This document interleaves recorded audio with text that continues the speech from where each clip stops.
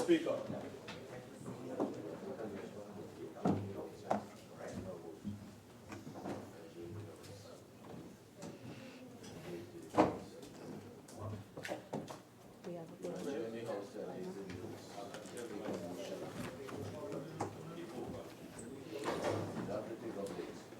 Almighty God, we give thanks to you, the creator of the universe, and humbly beseech you to direct and prosper the deliberations of the members of this house here assembled for the advancement of your glory and the trust and welfare of the people of Trinidad and Tobago.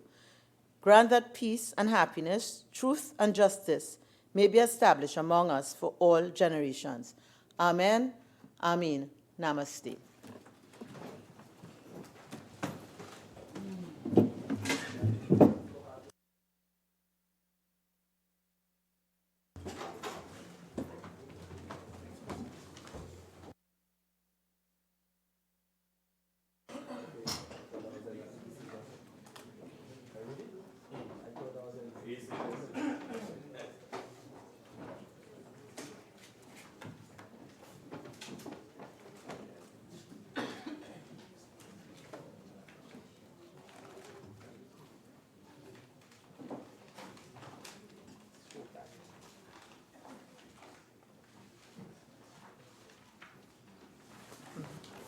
Oath or affirmation, announcements by the Speaker.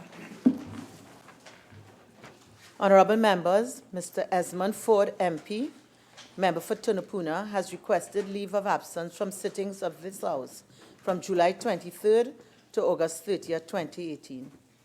Mr. Terence Dialsing, MP, member for St. Joseph, has requested leave of absence from sittings of the House from July 28th to August 4th, 2018. And Ms. Marlene McDonald, MP, member for Port of Spain South, and Mr. Barry Padarath, MP, member for Princestown, have requested leave of absence from today's sitting of the House. The leave which the members seek is granted. Bills brought from the Senate, petitions, papers. Leader of the House. Thank you very kindly, Madam Speaker. Madam Speaker, I have the honor to lay paper number 1, the notification of Her Excellency the President in respect of the nomination of Mr. Gary Griffith for appointment to the office of Commissioner of Police. Thank you very kindly, Madam Speaker. Public business, government business, motions. Prime Minister.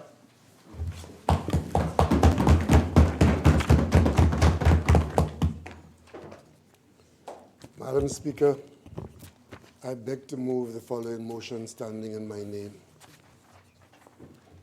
Whereas Section 123, subsection 3 of the Constitution of the Republic of Trinidad and Tobago, Chapter 101, provides that the Police Service Commission shall submit to the President a list of the names of the persons nominated for appointment to the office of Commissioner or Deputy Commissioner of Police. And whereas Section 123, subsection 4 of the Act provides that the President shall issue a notification in respect of each person nominated under subsection 3, and the notification shall be subject to affirmative resolution of the House of Representatives. And whereas the Police Service Commission has submitted to the President the name Mr. Gary Griffith as the person nominated for appointment to the office of Commissioner of Police, and whereas the President has on the 24th day of July 2018 issued a notification in respect of the said nomination, and whereas it is expedient to approve the notification, be it resolved that the notification of the President of the nomination by the Police Service Commission of Mr. Gary Griffith to the office of Commissioner of Police be approved. Madam Speaker, once again, I take the responsibility to lead this government into this exercise.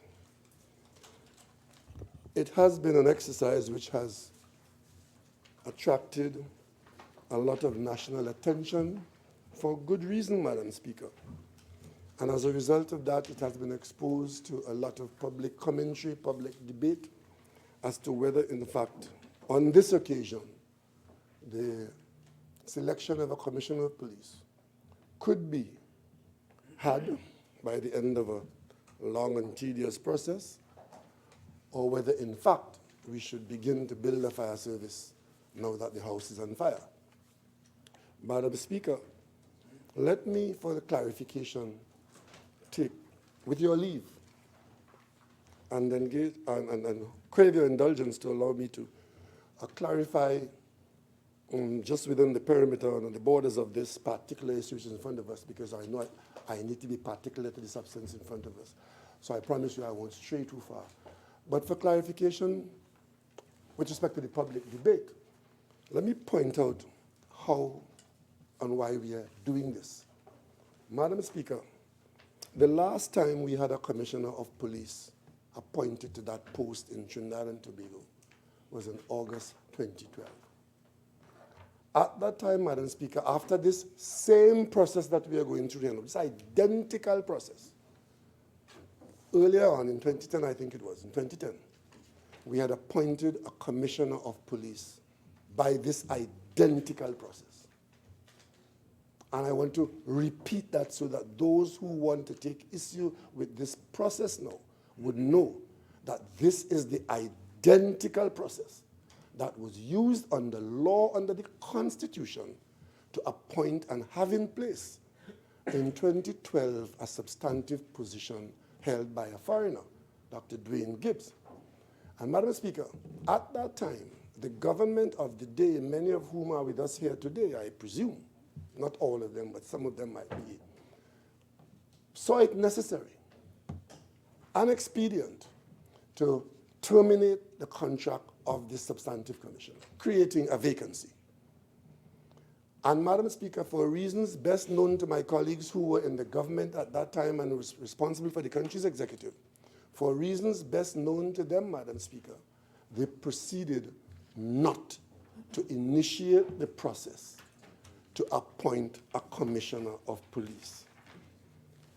Madam Speaker, this formed national conversation in the same way as it is now, to the extent that by the time we came to a general election in 2015, the non-appointment of a commissioner of police to the post of commissioner of police became a campaign issue, because the government of the day had not seen it fit to get the process of the appointment, a process that was albeit convoluted and by then was deemed to be unacceptable. Because if I may repeat, Madam Speaker, I happened to have at that time hold the position of opposition leader in 2010, going forward 2012. And on many occasions in this house and outside, I took issue with this process, saying to the government, bring an amendment to the Parliament to abolish this process and to replace it with something else, and you will have our support. Madam Speaker, we never had the opportunity to support a replacement process because none was ever brought. So by the time we got to the general election, we took it to the public and got a mandate to appoint a commissioner of police. This government today has a mandate to appoint a commissioner of police, because we are saying, unlike our colleagues of the past, that it is unacceptable to not have a substantive commissioner of police in post.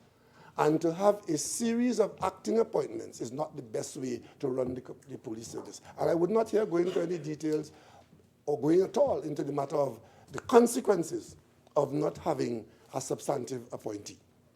So, Madam Speaker, having won the election, we got that mandate.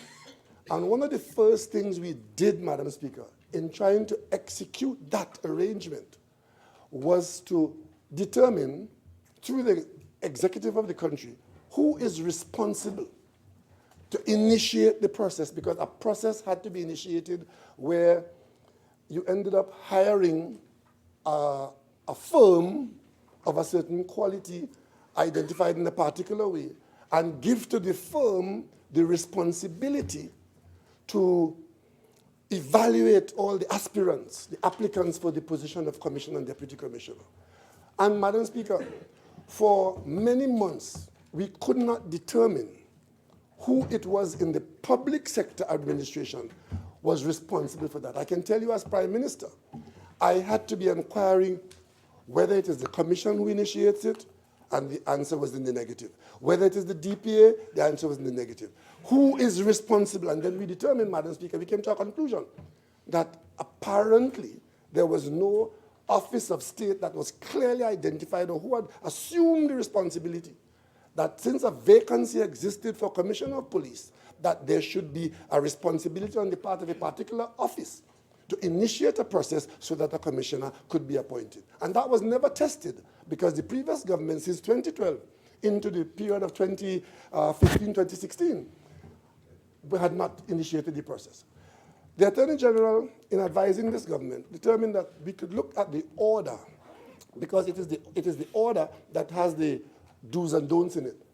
And we came to this Parliament, Madam Speaker, and as a Parliament run by majority rule, we amended the order. And one of the things that we did in that order and interfering with the order, in our attempt to get the process started, not to get inside the process and play a role inside the process, it was to deal with this issue that the process could not be started, or I should say, would not be started. In the amendments we made, we identified the Minister of National Security as the officer of state who will, whenever there's an appointment, a vacancy, that the Minister of National Security will call on the Service Commission to start the process, good, bad, or indifferent process, but start it so that we can move towards appointing a Commissioner of Police. And we passed that in this House, we passed it into law, and we thought that we were now starting the process for the first time between 2012 and 2018, or 2017, I think it was, 2017. And of course, Madam Speaker, immediately the government says, our colleague, 2015, December 2015, yes. Soon we came to office in September, and by December 2015, in keeping with our concern and our mandate, we had actually started the process. And I'm advised, Madam Speaker, that the legal notice to do that was December 16th, 2015. So when you hear anybody, especially our colleagues in this House, saying that the government is incompetent and we're hiding our mandate and we're not keeping our promises, and they publish lists of promises not kept, and one is not appointing a Commissioner of Police, Madam Speaker, that is simply one of the normal untruths. By December, a government that came in at September 7th, by December 16th, we had a legal notice published that we had made the amendments required and that we could now begin the process. What did our colleagues do? Our colleagues put on their courthouse clothes, and they went to court and they argued their law.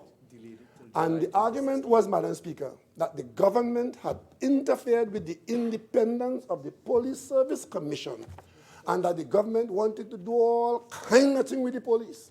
And if you allow the government to initiate the process, the minister will do this, and the minister will lock you up in the middle of the night, and will take away your children from your family and so on. All that they told the court. And Madam Speaker, all that the government had sought to do in this House was to identify an office of state that would initiate the process.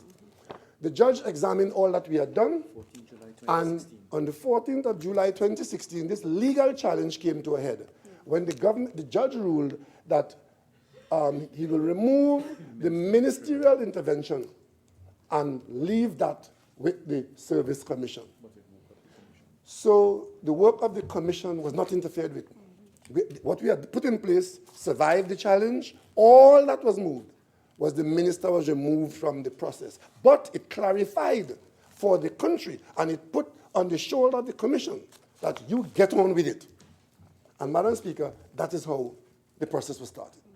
The commission then went, got the resources from the cabinet, because the commission had to ask for the resources to engage the firm that's identified in the law as a firm, no particular company, but a firm with certain skills, and the monies were made available, and between this commission and the DPA, they went ahead and the process was started. And advertisements went out to all and sundry, home and abroad, that the vacancy which exists for Commissioner of Police, that we are now inviting persons who believe that they are suitable for the position.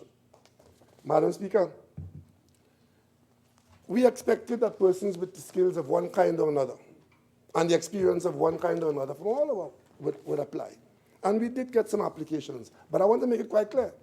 From the time the process started until this minute before me as Prime Minister, the government, Madam Speaker, had no role or involvement whatsoever in the matter, because the Constitution, the law, puts a barrier between the executive, the government. So even though the government is running the country, in this particular matter of having a commissioner of police appointed, the government was given absolutely no role. And that is not for debate. We're not arguing that. I'm simply clarifying for those who believe that it is the government. And interestingly enough, Madam Speaker, I've heard some of my colleagues inside this House who should know the law, who make the law, saying that the government didn't appoint a commissioner of police, even though they themselves had not touched the issue for 3 years. And insofar as they touched it, their position was quite shocking. And that was from the Attorney General then, that it is better to have somebody acting in a position than to have somebody appointed, because the actor will work twice as hard and get the job done at a better pace. That's what the position. But I mean, we always felt that wasn't serious. But apparently that was serious. Because the bottom line is, until we did what I just said, there was no attempt in Trinidad and Tobago to appoint a commissioner of police. So the commission went out, got a firm, got applications for commissioner and for deputy commissioner, as the law spelled out the two categories. And Madam Speaker, the law also said, as I said before, when we did the other nominations that came here, the law spells out the only way a commission could be appointed is through what is spelled out in that act. And it says that the commission, having received the work of the firm, the commission will make a merit list, and that merit list, from the merit list, the person at the top of the merit list, the commission will make that available to the president will make it available to the parliament, and we in this House will determine whether we go along or we don't go along. And it can only be done on a one-by-one basis.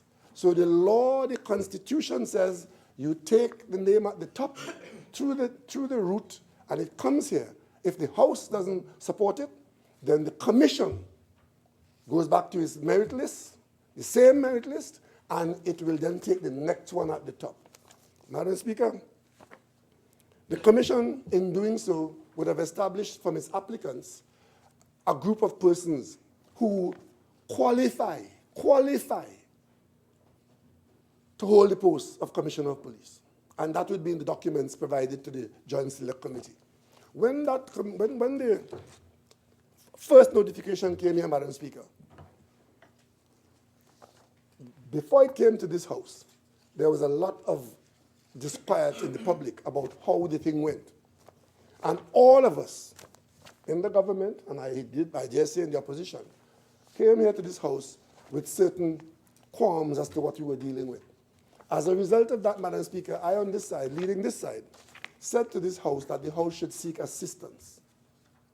And the assistance we sought was to send the notification that we received to a Joint Select Committee, to a special, I keep saying Joint Select Committee, a special Select Committee of the House, which is quite different to a Joint Select, because the other House is not involved. That was done, Madam Speaker, on Friday, February 2nd, because this government is treating with this matter with dispatch. From September 2015 to December 2015 to the start of the process, and then it brought to us here. It took a long time as far as we were concerned, but it eventually brought to us here. After the court challenge, it brought to us here on Friday, January 26th, the first nomination. first notification. But then, Madam Speaker, we didn't adjudicate on that notification on that day. We sought the assistance of the use of a select committee of the House to see whether, in fact, what was being said in the public domain, whether it was mischief, it was truth, it was concern, that we look at it. And the select committee met under colleague, Member of Parliament for Laventille East Mover, and he and Laventille West, sorry, and other members of the House, and they were able to ask questions of persons who were involved, and so on. There were examinations of people under the rules of this House in our committee. Then the committee reported and expressed to us some concerns of some of the issues that were raised. Madam Speaker, it was clear to us that the committee had got 5 meetings from Monday, April 9 to April 26, or from February. And the committee's interim report came back to us on March 28th. 28th of March 2018, and we had the discussion. There was a debate on the committee report. And of course, there were points of views expressed on both sides. And at the end of that debate that was dealing with the committee's report, one of the positions taken by those on the other side, while we were dealing with the committee report, the work of the committee, the shout from the other side is to appoint the man, because it was clear that the opposition felt that we should have appointed the person who was notified to us at that time. It was the government's position that we shouldn't appoint the man. And of course, Madam Speaker, so offended were my colleagues in the proceedings of the House that they left the chamber, and we concluded the country's business on that occasion by negativing the notification that came to us at that time, which meant that another one will come to us because the Commission on the Law, having observed and being informed of the negativing of the first nominee, went to the list. But for a moment, let me just mention about the list, because I'm seeing a lot of national discourse being led by persons, one of whom claimed today that if today the government chooses this person who is in front of us, that it would be the most egregious act ever committed by a government, because the government had said that there were flaws in the process. Madam Speaker, it wasn't only the government who said there were flaws. Our colleagues also said there were flaws. But our colleagues said appoint the man. We didn't agree. And Madam Speaker, we proceeded then to use the law, to use the merit list, to not agree to other persons. We didn't agree to the second notification. We didn't agree to the third notification. And this was the process taking place. Today we have the fourth one in front of us. So I don't think that we should be previous in determining that this one is being held under any other process. The same process that was used to negative the other 3 is the same process that could and will or otherwise be used today to negative this one. Madam Speaker, how did we come to that position? We expressed our view in this House, as we are entitled to, as the public was entitled to, that we will view this process in a particular way. There were concerns, and there are concerns, Madam Speaker. This government's major concern, and I said so before, I even call it the deal breaker. Our major concern with the work of the Commission in establishing its merit list, as only the Commission can do. It is only the Commission that is authorized under law to establish a merit list.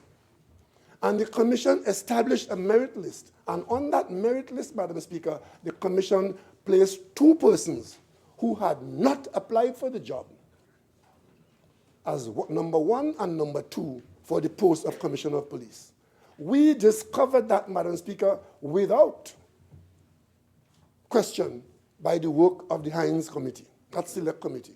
Because, may I repeat, Madam Speaker, the government is not informed of any of these details until we come to the Parliament.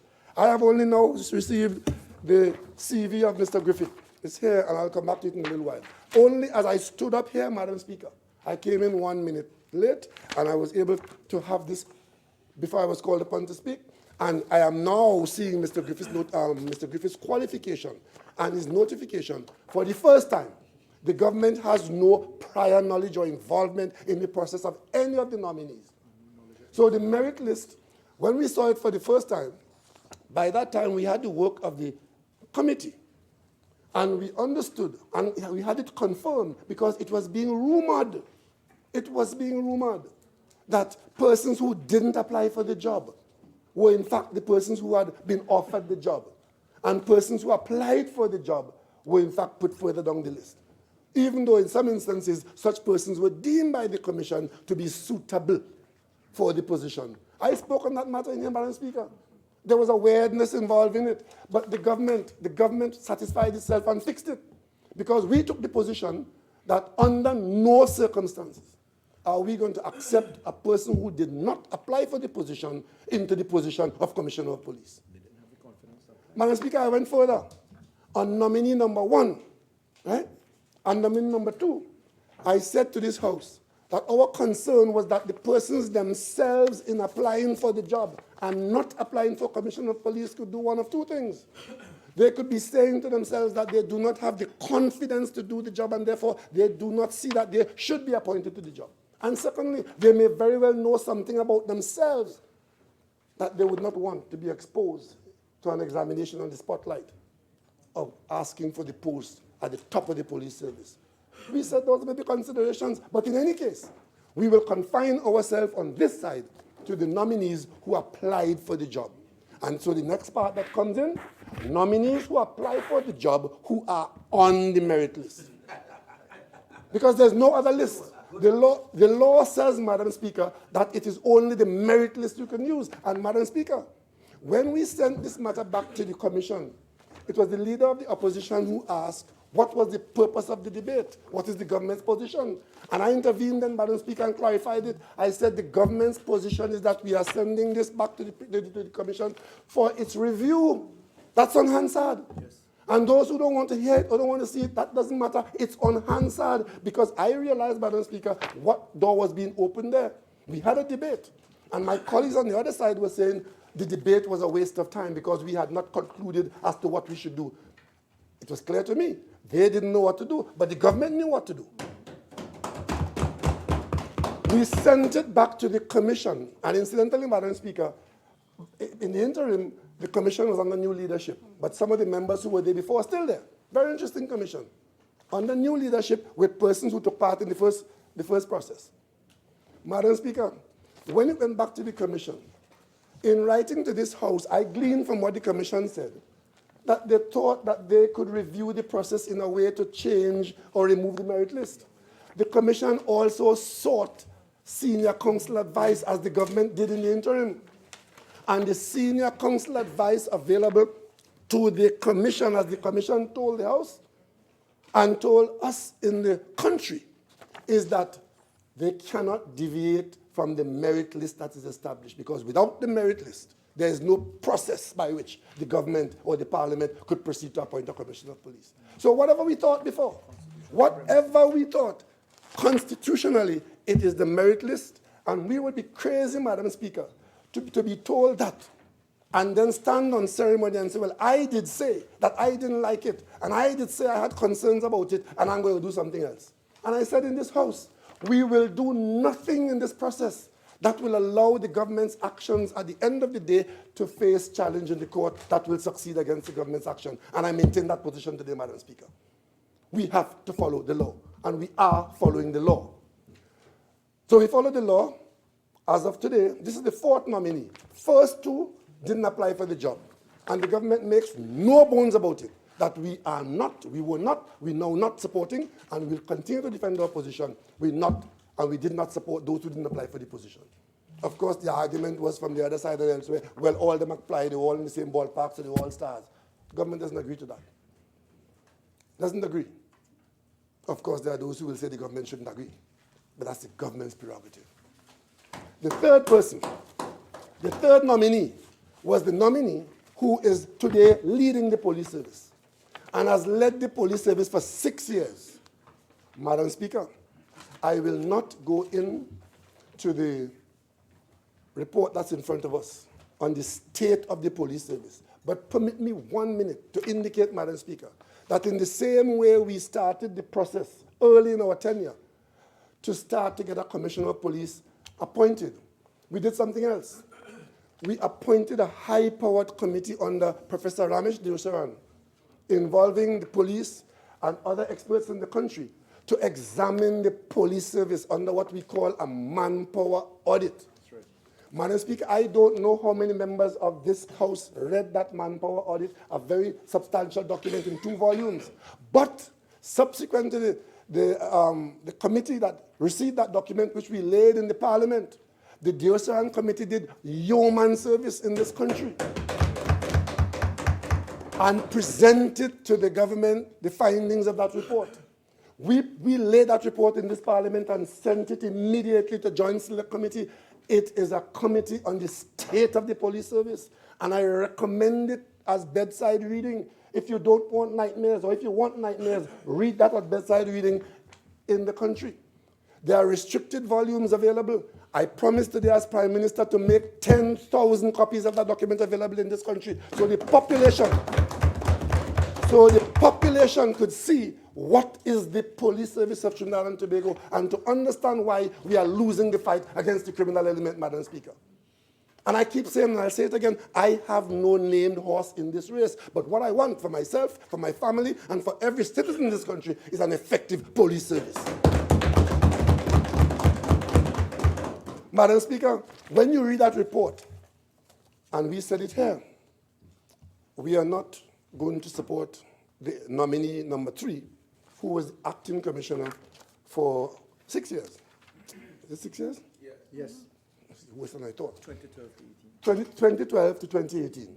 Because in this case, we are looking at a nominee whose performance and the record of the record of the organization under his 6-year tenure is not one that will change. Again, that's the government's view.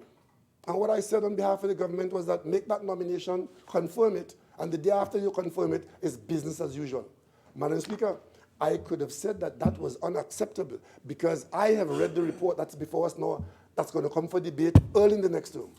Early in the next term, we're going to debate that report that has been laid here by the Joint Select Committee on the state of the police service. And anybody who reads that and tells anybody in the executive that we should appoint the leadership that is there now, clearly does not want any change in what is parting for policing in Trinidad and Tobago. I know that there are people in this country, few as they are, but who are hell-bent on locking their fortunes in preservation of what exists today in Trinidad and Tobago. The government of Trinidad and Tobago is not one of those. We want change and we want improvement. Madam Speaker, when you read the state of the police service today, you're asking yourself, how did we get here and how are we going to get out of it? Those questions are still valid. And we started by saying that we are going to have a commissioner of police appointed whose assignment, I could say to you, the report that's before the Parliament, that's going to come up for debate, would be the work program of anybody who is appointed as Commissioner of Police. Because the recommendations are so many, so varied, so important, so urgent, so critical, that any person who walks into the office of Commissioner of Police, that will have to be the starting point of their assignment. And Madam Speaker, it is one hell of a task. It's not easy. There are 2 jobs in this country that are probably the worst 2 jobs in the country today. One is Prime Minister, and the other is Commissioner of Police. Madam Speaker, some people are surprised that anybody make themselves available for those jobs. But of course, we do have people who make themselves available for jobs in the mortuaries. And they're not very pleasant, but they have to be done.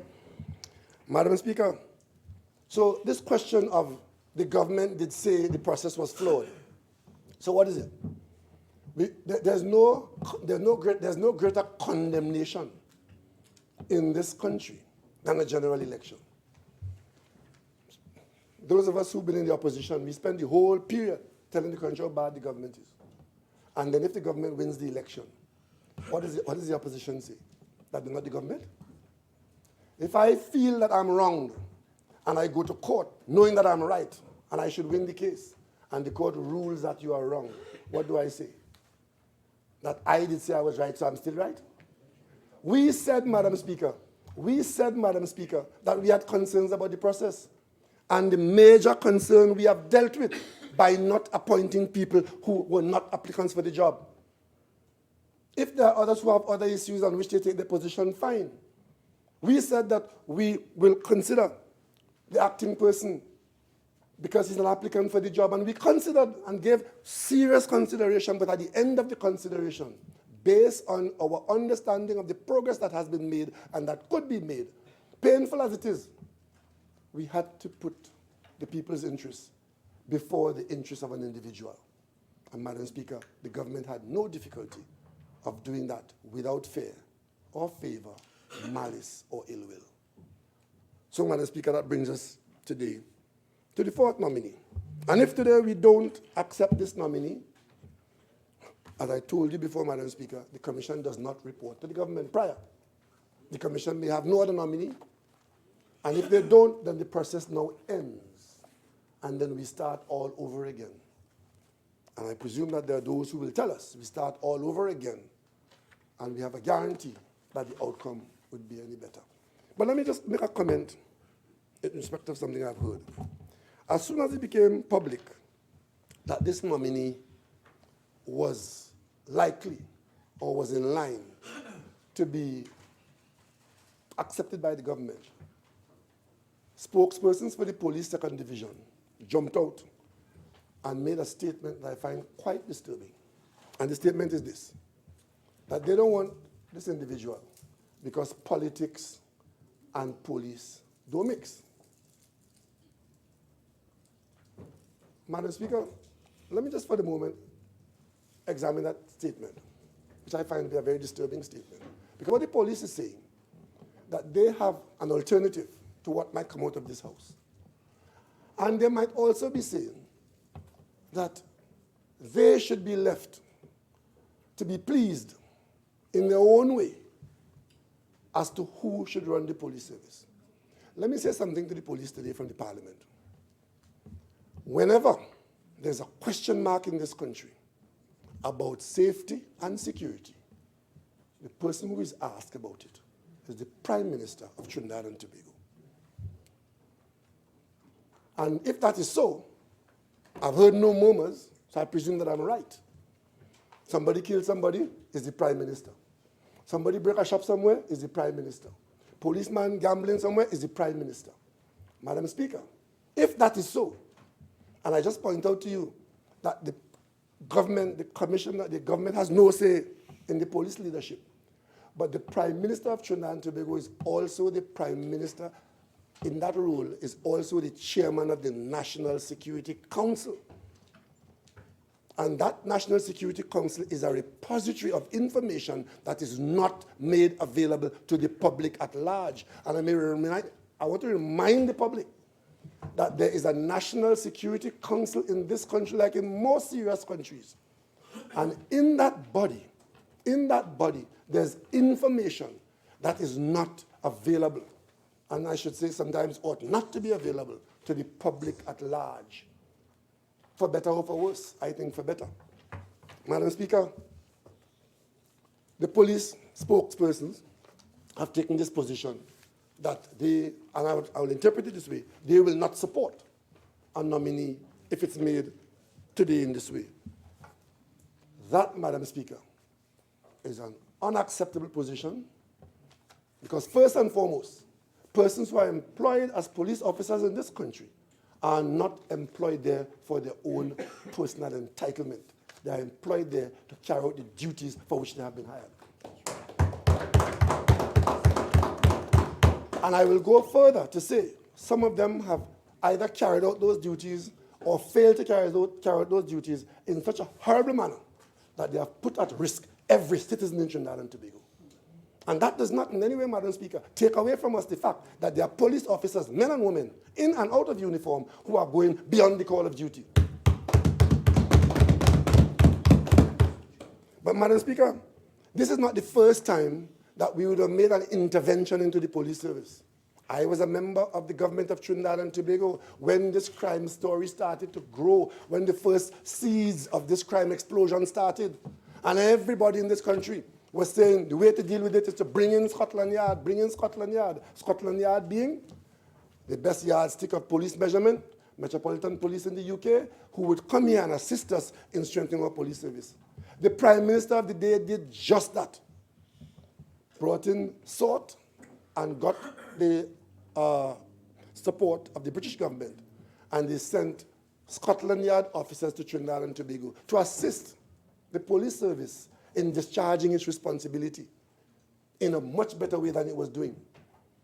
And Madam Speaker, the record will show that one of the responses of senior police officers to the Scotland Yard officer in one police station was to pull a gun on the Scotland Yard officer and order him out of his office.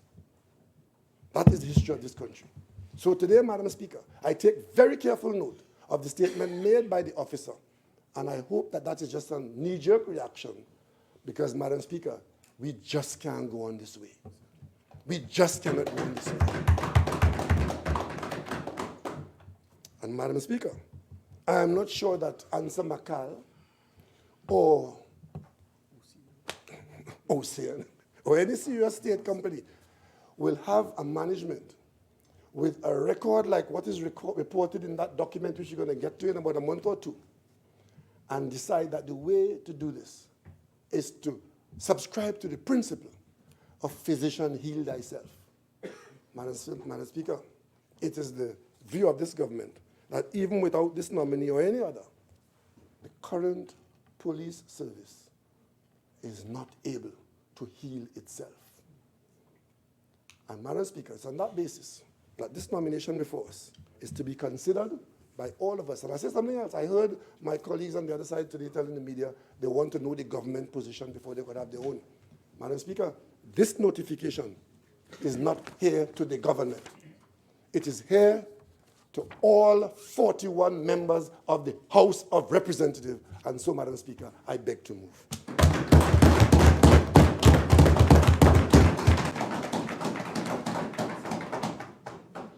Honourable members, I will now propose the question for debate.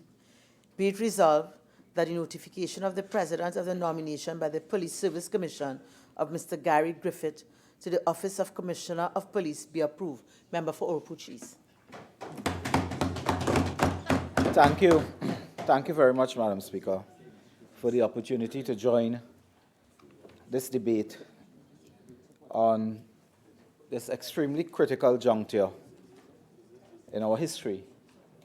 Madam Speaker, the speaker before me, the member for Diego Martin West, when the Prime Minister spoke, Madam Speaker, I did undertake a time accounting exercise and discovered that the speaker had about 6 minutes left, by my calculation, roughly. And it was during those 6 minutes I was expecting the member for Diego Martin West to indicate categorically whether you are in support of Gary Trevor Griffith Jr. to be the next Commissioner of Police. Yes or no? The member for Diego Martin West did not commit himself there. With good reason, I suspect. He did not commit himself there. But, Madam Speaker, I'll also begin with a truism that Sir Walter Scott reminded us over 200 years ago. Oh, what a tangled web we weave when first we practice to deceive. And today, Madam Speaker, we are in a tangled web. And this is why the speaker before me could not take his last 6 minutes, because he's in a tangled web. Do I accept? Do I not accept? And ended by telling us the motion is before us. And the motion is for accepting. And the member for Diego Martin West has begged to move a motion standing in his name. So if he's moving a motion standing in his name, he's moving to accept. He's moving to accept. You see, Madam Speaker, this moment is a moment we waited. And in my time accounting analysis, 21 minutes into the speech of Diego Martin West, the word Griffith was mentioned. 21 minutes. And I have a tag of all the issues raised. But when we came to look at the CV and the analysis, the member for Diego Martin West said, look, today I came 1 minute late and the CV is on my desk. Yes. But it went to all of us on July 25th by email. I presume it would have gone to the member for Diego Martin West as well. But it was the first time he saw it. So quite rightly could not comment on the CV of the candidate before us. And there may be another reason why they were not able to do that. And I'll come to that in a while. You see, Madam Speaker, I will respond to a few matters raised by the member for Diego Martin West. But today we are here to look at the nomination of a candidate. Although we did not hear one word about the strengths or weaknesses of this candidate from the mover of the motion, who until this time is moving a motion to affirm. We did not hear one word. But this is not the first time Mr. Griffith is a nominee for COP. He was a nominee in 2007 for St. Anne's East of the Congress of the People. So he's a second nominee. But Madam Speaker, the Prime Minister was very clear to take us through the process and look at all the build-up and the select committee's work and all the work that we have done before on this matter and the problem with candidates. You see, Madam Speaker, I also want to join that line that was started and left by Diego Martin West. Because Diego Martin West did not spend time at all, although he had time, on the CV of the candidate. Madam Speaker, it was on June the 6th, 2018, quite recently, during a debate, Madam Speaker, on the matter of that select committee raised by Diego Martin West, that words were used. Madam Speaker, today I heard it again. The member for Diego Martin West said, I have no horse in this race. I have no horse in this race. Is it a goat? Is it crab? I have no horse. And if I had a horse, I would call the police, given what had happened at the commission. Madam Speaker, it is here in Hansard. Given what had happened at the Police Service Commission, if I had a horse in that race, if I put a bet in that race, I was going to call the police because things were so bad. The language used, Madam Speaker, on that day is inexplicable ranking. The findings were perverted. Madam Speaker, it was manipulated by unseen hands. It is flawed. The process is flawed. How can you accept the outcome when it is so patently capricious? When it gives an advantage to one? There is no rationale for the final output. We have no choice but to reject the process. We had no choice but to reject the process. Not to reject the candidate on that day, the process. So what we are doing here is sending it straight back to the commission and tell them what you have to put before the House cannot stand scrutiny because you have in fact not followed the order, meaning the legal order. The Prime Minister spent a considerable amount of time, 21 minutes, on this matter of the order and the evolution of this legal issue. He went on that day, sending it back to the Police Service Commission and saying to them, follow the order, be fair, be transparent, and not have disquiet in the country that you are manipulated by unseen hands. We are sending it back to follow the law, follow the order, and not unseen hands trying to give us a commissioner. Death stomping in bracket.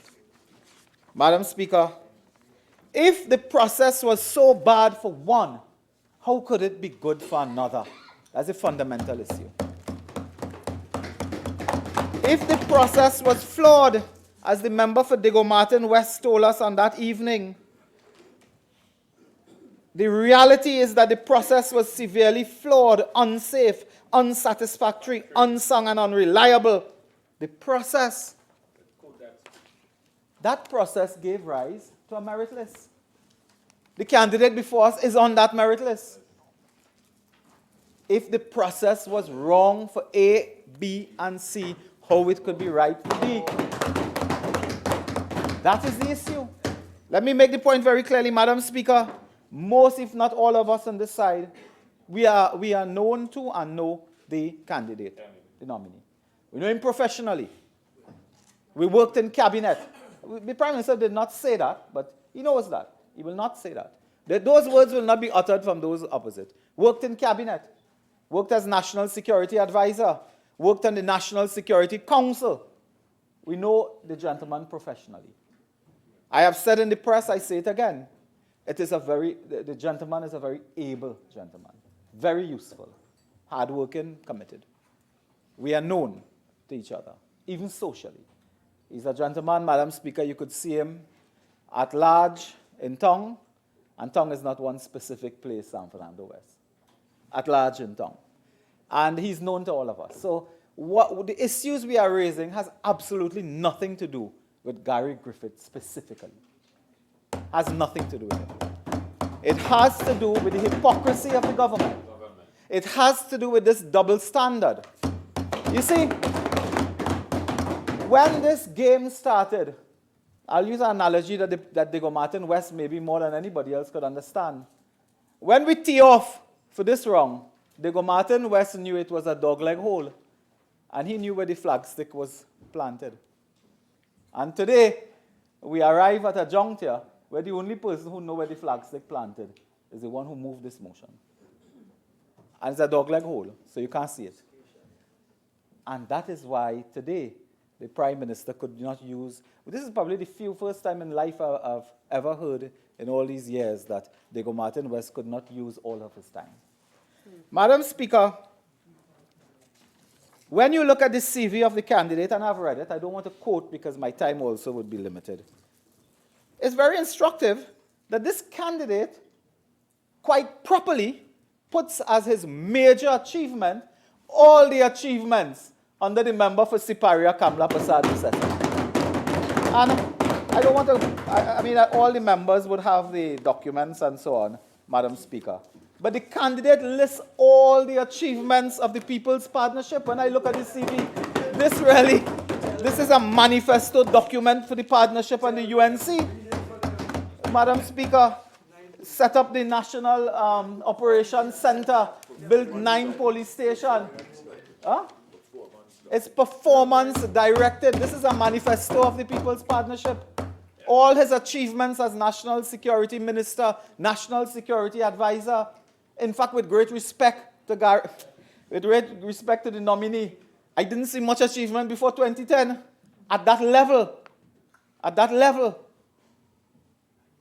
But the Prime Minister will not tell you that today it may be the government intention to huff the National Security Minister of the People's Partnership. To huff him. But don't praise those on this side for the performance of the People's Partnership Administration. It speaks about armored cars being ordered, dealing with gangs, dealing with E999, rapid patrol, and so on. All the policies that point forth in dismantled that were established by this candidate. So after today, you will not have the moral authority to ever condemn the United National Congress on not fighting crime. Because if it is that your pick is a People's Partnership Minister, National Security Advisor, for almost 5 continuous years, you cannot now accuse us of not dealing with crime. Correct. But you see, Madam Speaker, the matter don't end there. This candidate is on public record as condemning acts of this government as well.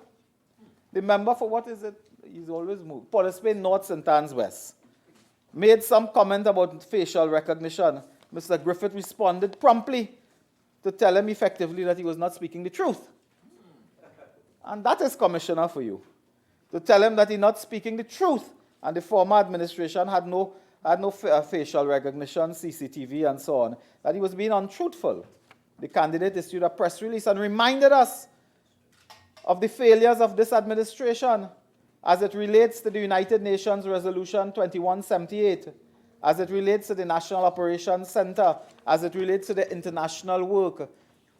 So, Madam Speaker, the candidate has been an outspoken critic of this government, and that's very clear. But, Madam Speaker, as we move along, there are a couple other matters that are of great interest to us today. The Prime Minister spoke of the order that they came with, and they were committed to getting a commissioner of police, and by December 2015 had an order and so on. And I like how that narrative takes its spin. The narrative deals with those of us on this side putting on court clothes. It doesn't deal with a judge in the High Court saying that the order was flawed. And there's a fundamental issue here at the root. At the root of this issue is that when the law was changed, it was changed to remove political influence in the appointment of the Commissioner of Police. That's the purpose of that.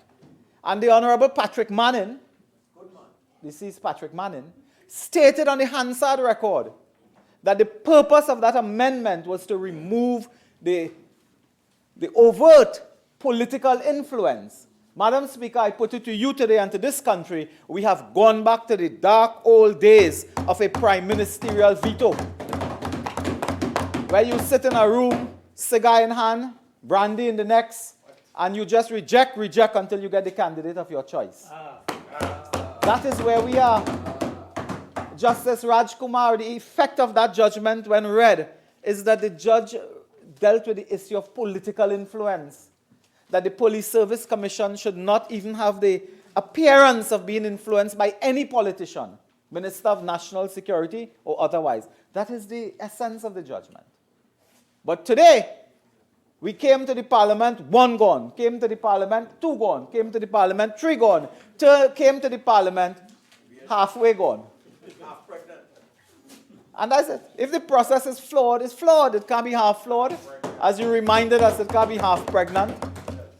But today, there's a kind of a shimmy that you don't know what they're doing. But you know, they did not reject as they rejected in the last occasion. They did not reject. But I think they are in a mood where they're scared. They're scared. They're afraid to stand up in the country in broad daylight and say, we accept Gary Griffith as Commissioner of Police. They'll come maybe later in the night and do that. They're scared. And Madam Speaker, there are several reasons why they ought to be. Because there's a matter. I wouldn't want to quote Michael Harris again and so on. It was already quoted. But to indicate, Madam Speaker, that while we have no difficulty at all with Mr. Griffith, and as I said before, well known to us, worked with many, if not all, on this side of the House, Madam Speaker, there are issues. Madam Speaker, in the last week in this country, the Prime Minister, in dealing with the first nominee and the rationale for sending it to a select committee, said that the country was awash with public disquiet about all type of controversies. Madam Speaker, the last week, some of us who may be old enough to know, there is a show called the Andy Griffith Show, Naparima. Last week was the Gary Griffith Show. Oh, every day, I'm the man for you, I am the this for that. Mr. Griffith has received endorsements from a former Commissioner of Police, Trevor Paul, I think from a former National Security Minister, Jack Warner, from columnists, from letters to the editor, and a touching endorsement from Mrs. Griffith as well. So the last week has been this show. And nothing is wrong with that. Nothing at all is wrong with that. The person is well equipped. But that was also public disquiet. So if you had public disquiet on one candidate over land matters or other matters, you had public disquiet as well. Mr. Israel Khan, senior counsel, was on television making an argument. Today, the government is putting one step forward, but is afraid to cross a line here. They're putting one step forward because they intend to appoint a key witness in a criminal matter against a political opponent. But there's a fact. You see, a couple weeks ago, they were circulating a scrapbook somewhere. And in that scrapbook, the first person targeted was not Siparia. The first person targeted was not Arapuchis. The first person targeted was the former Attorney General, Anand Ramlogan. But the candidate before us, I'm speaking to the candidate, is a witness against a political opponent of the government. That has certain ramifications, as Mr. Israel Khan, senior counsel, pointed out. That has ramifications. So as Commissioner of Police, he goes to court to testify against a political opponent of the government. The government which today is shaking a little bit, but appears to support him. That's a matter I put on the agenda. That's a matter I put on the table. Because you're really appointing a witness in a matter against a political opponent. And that's a fact. I say nothing about the character, credibility of Mr. Griffith. Madam Speaker, I don't want to go through all the achievements of Mr. Griffith because, as I said, it is listed. I remember Mr. Griffith was very, very passionate about all matters of national security. I have worked for about 4 years with Mr. Griffith, maybe almost 5, at the level of a National Security Council. And there's very few things I can say or complain or criticize. One I can say is that sometimes, the gentleman is a bit overzealous, but that's how it happens as well. That some people are like that. But there's nothing really I want to say to that. But I want to go back. Today, the member for Digomartin West, who is halfway recommending Mr. Griffith, who is moving a motion to affirm, and did not indicate, as he did before, that the government will not support. I just want to ask the member for Digomartin West, and I need my glasses for this one. What has changed in your mind? What has changed? Because I'm speaking to the candidate now. The candidate. You see, Madam Speaker, in doing my research on this candidate, the member for Digomartin West, over the years, in 2013, made startling and damning revelations and allegations and accusations in this very house, sitting opposite, and involving no lesser person than the nominee before us. And I asked the member for Digomartin West, in that presentation on Monday, May 20th, 2013, when you identified former ministers and Prime Minister, you also identified Captain Gary Griffith and was quoting, allegedly, purportedly, from emails sent between the former Attorney General and one Captain Griffith, in which you are quoting, member for Digomartin West, so I'm quoting your words in Hansard. A reporter from The Guardian called me involving our boys. I need to get your feelers out there and nip the story. Call the editor and threaten her with ads. This is what was being said to Mr. Griffith. Mr. Griffith was also replying. He was also replying in this to the then, allegedly, okay, I will block the story. Call a meeting. We need to talk urgently. It continued, Madam Speaker, in which the member for Digomartin West was raising an issue. He said, allegedly, an email went to Captain Griffith. It said, we have a problem. Things are getting heated. Need access to taps in DPP office. I want to know next move. And hear what allegedly, purportedly, Digomartin West is saying, that one Captain Griffith say, I will call SSA and get B. I will call SSA and get B and deal with that. You know what the then opposition leader was saying? He was saying that Captain Gary Griffith is conspiring, accusing him of conspiring to wiretap the office of the DPP. What changed in your mind? Stand up today in the parliament and tell the nation that this is fake, this was a hoax, this was a political because surely you cannot be saying to the country that a man who you are describing here, Madam Speaker, has taken instructions from Attorney General, purportedly, taken instructions to do a trace on a reporter. She has skeletons in the closet, post it on Facebook, do a trace. This will take, and here Captain Griffith is allegedly responding, yes, boss, that will take the heat off for a while. Madam Speaker, all I ask Digomartin West today, do you still believe this to be true or not? Yeah. If you believe it to be true, then you cannot, in good conscience or in bad conscience, you cannot support Captain Gary Griffith. But if you believe this is a hoax that you yourself perpetrated, then you should apologize to Trinidad and Tobago today. You see, you cannot in 2013 be accusing the gentleman of conspiracy to murder, to wiretap the DPP office, and today stand in Parliament and say, I support him for Commissioner of Police. Or is it that you wish he would do something like that for you? Madam Speaker, this is a serious matter. This is a matter where, vote or no vote, the Prime Minister must declare whether he stands by his statement on May 20th, 2013, or he doesn't stand by this statement. And there are implications for both answers. I leave that there because I think the gentleman understands well that point. Madam Speaker, the Prime Minister and the government could have simply come to the Parliament in the beginning and say, look, we want to go back to the veto. Check the time. We want to go back to the veto. And we don't support 1, 2, 3, we support 4. We had to go through and spend millions of dollars, undermine the image of a global auditing and accounting firm, KPMG.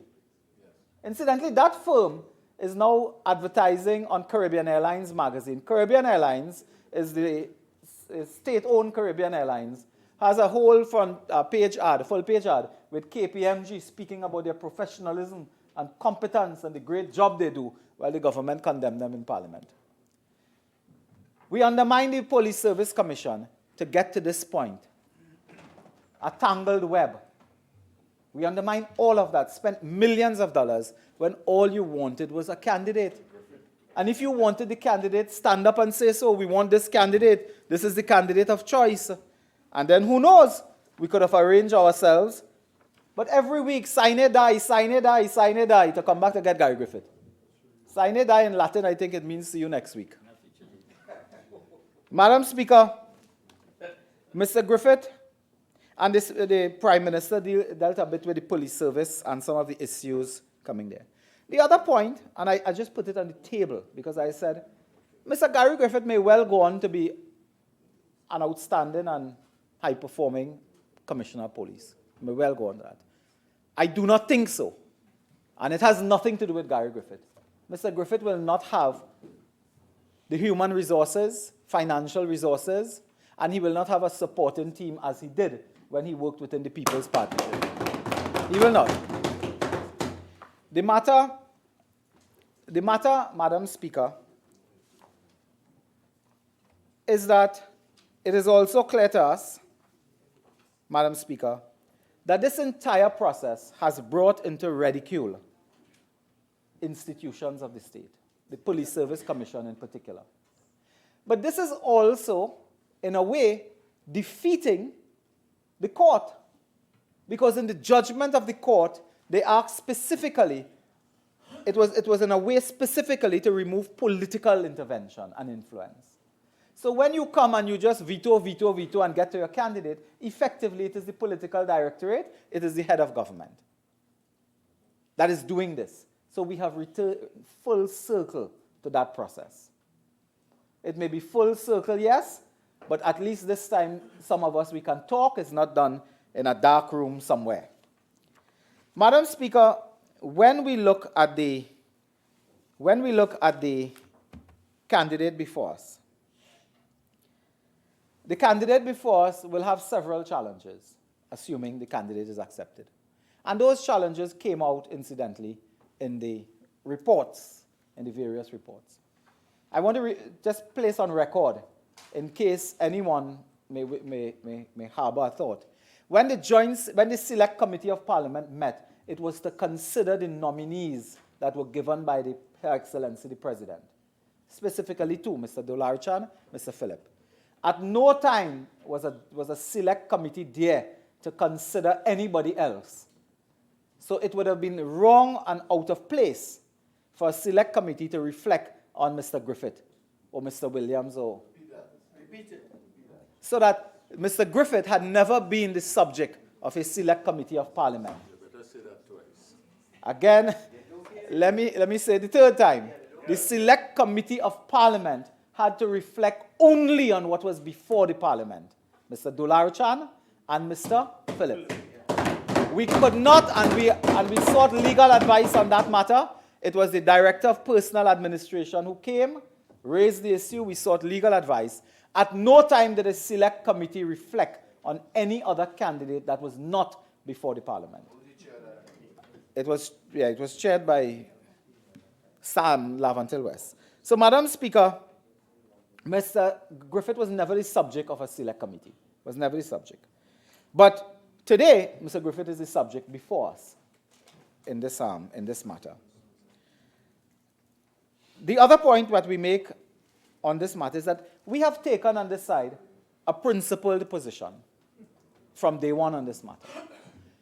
We have said that while there were issues with the process and so on, the process was never fundamentally flawed.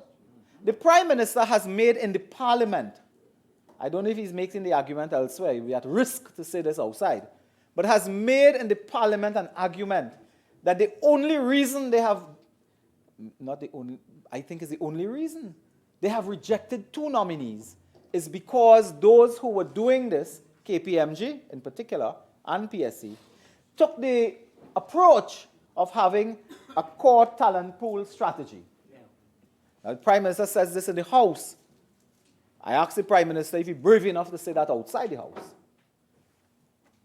They have taken this position that 2 citizens of this country, outstanding citizens, policemen, career policemen, have been rejected by this Parliament because they just didn't apply for the top job. They applied for the second one.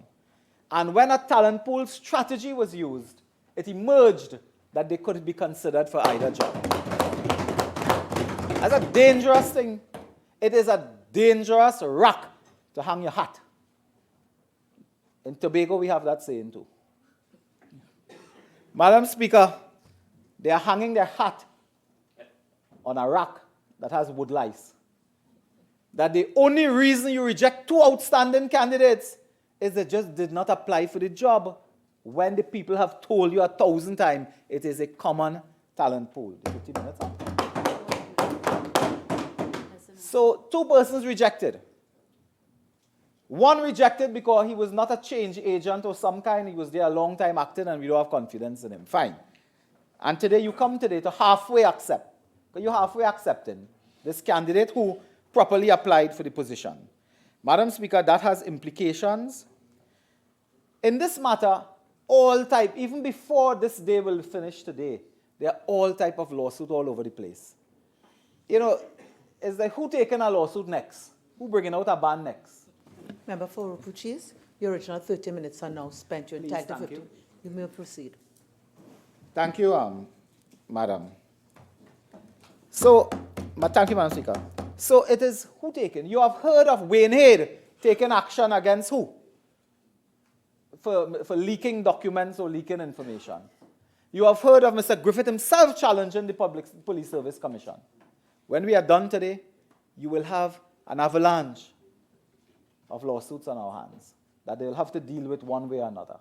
That is also another implication. But you see, Madam Speaker, I just want to touch on the matter I raised earlier, and it's a matter in our documents that we had. Mr. Griffith has an advantage, and some believe a disadvantage. The advantage is that he's not a career policeman. So he brings, presumably, a fresh perspective, a new way of thinking, a much more practical approach, maybe. There's some say the disadvantage, it is in black and white as well, some say the disadvantage is we will not have knowledge of the Trinidad and Tobago Police Service. Operational. Another issue that came up is Mr. Griffith is very strong policy-wise. He has a very rich policy attribute in his CV and so on. But one downside was the operational side, which some of us who know him believe that that is no downside at all because we also knew him to be hands-on and have a great grasp for operational matters and so on. So there are challenges that will be made. Unless I am mistaken and I stand corrected, Mr. Griffith could yet emerge as the first non-police officer to be Commissioner of Police of Trinidad and Tobago. Unless I'm mistaken. Because Mr. Gibbs was indeed a police officer in another jurisdiction. Those matters would have challenge. I wanted to speak a little bit about the Trinidad and Tobago Police Service and their response. Judging from the statements made by leading persons on the police service, and the spokesman really, I think, of the union there, the police service, they have raised problems. Mr. Griffith is a high-performance person. We know that.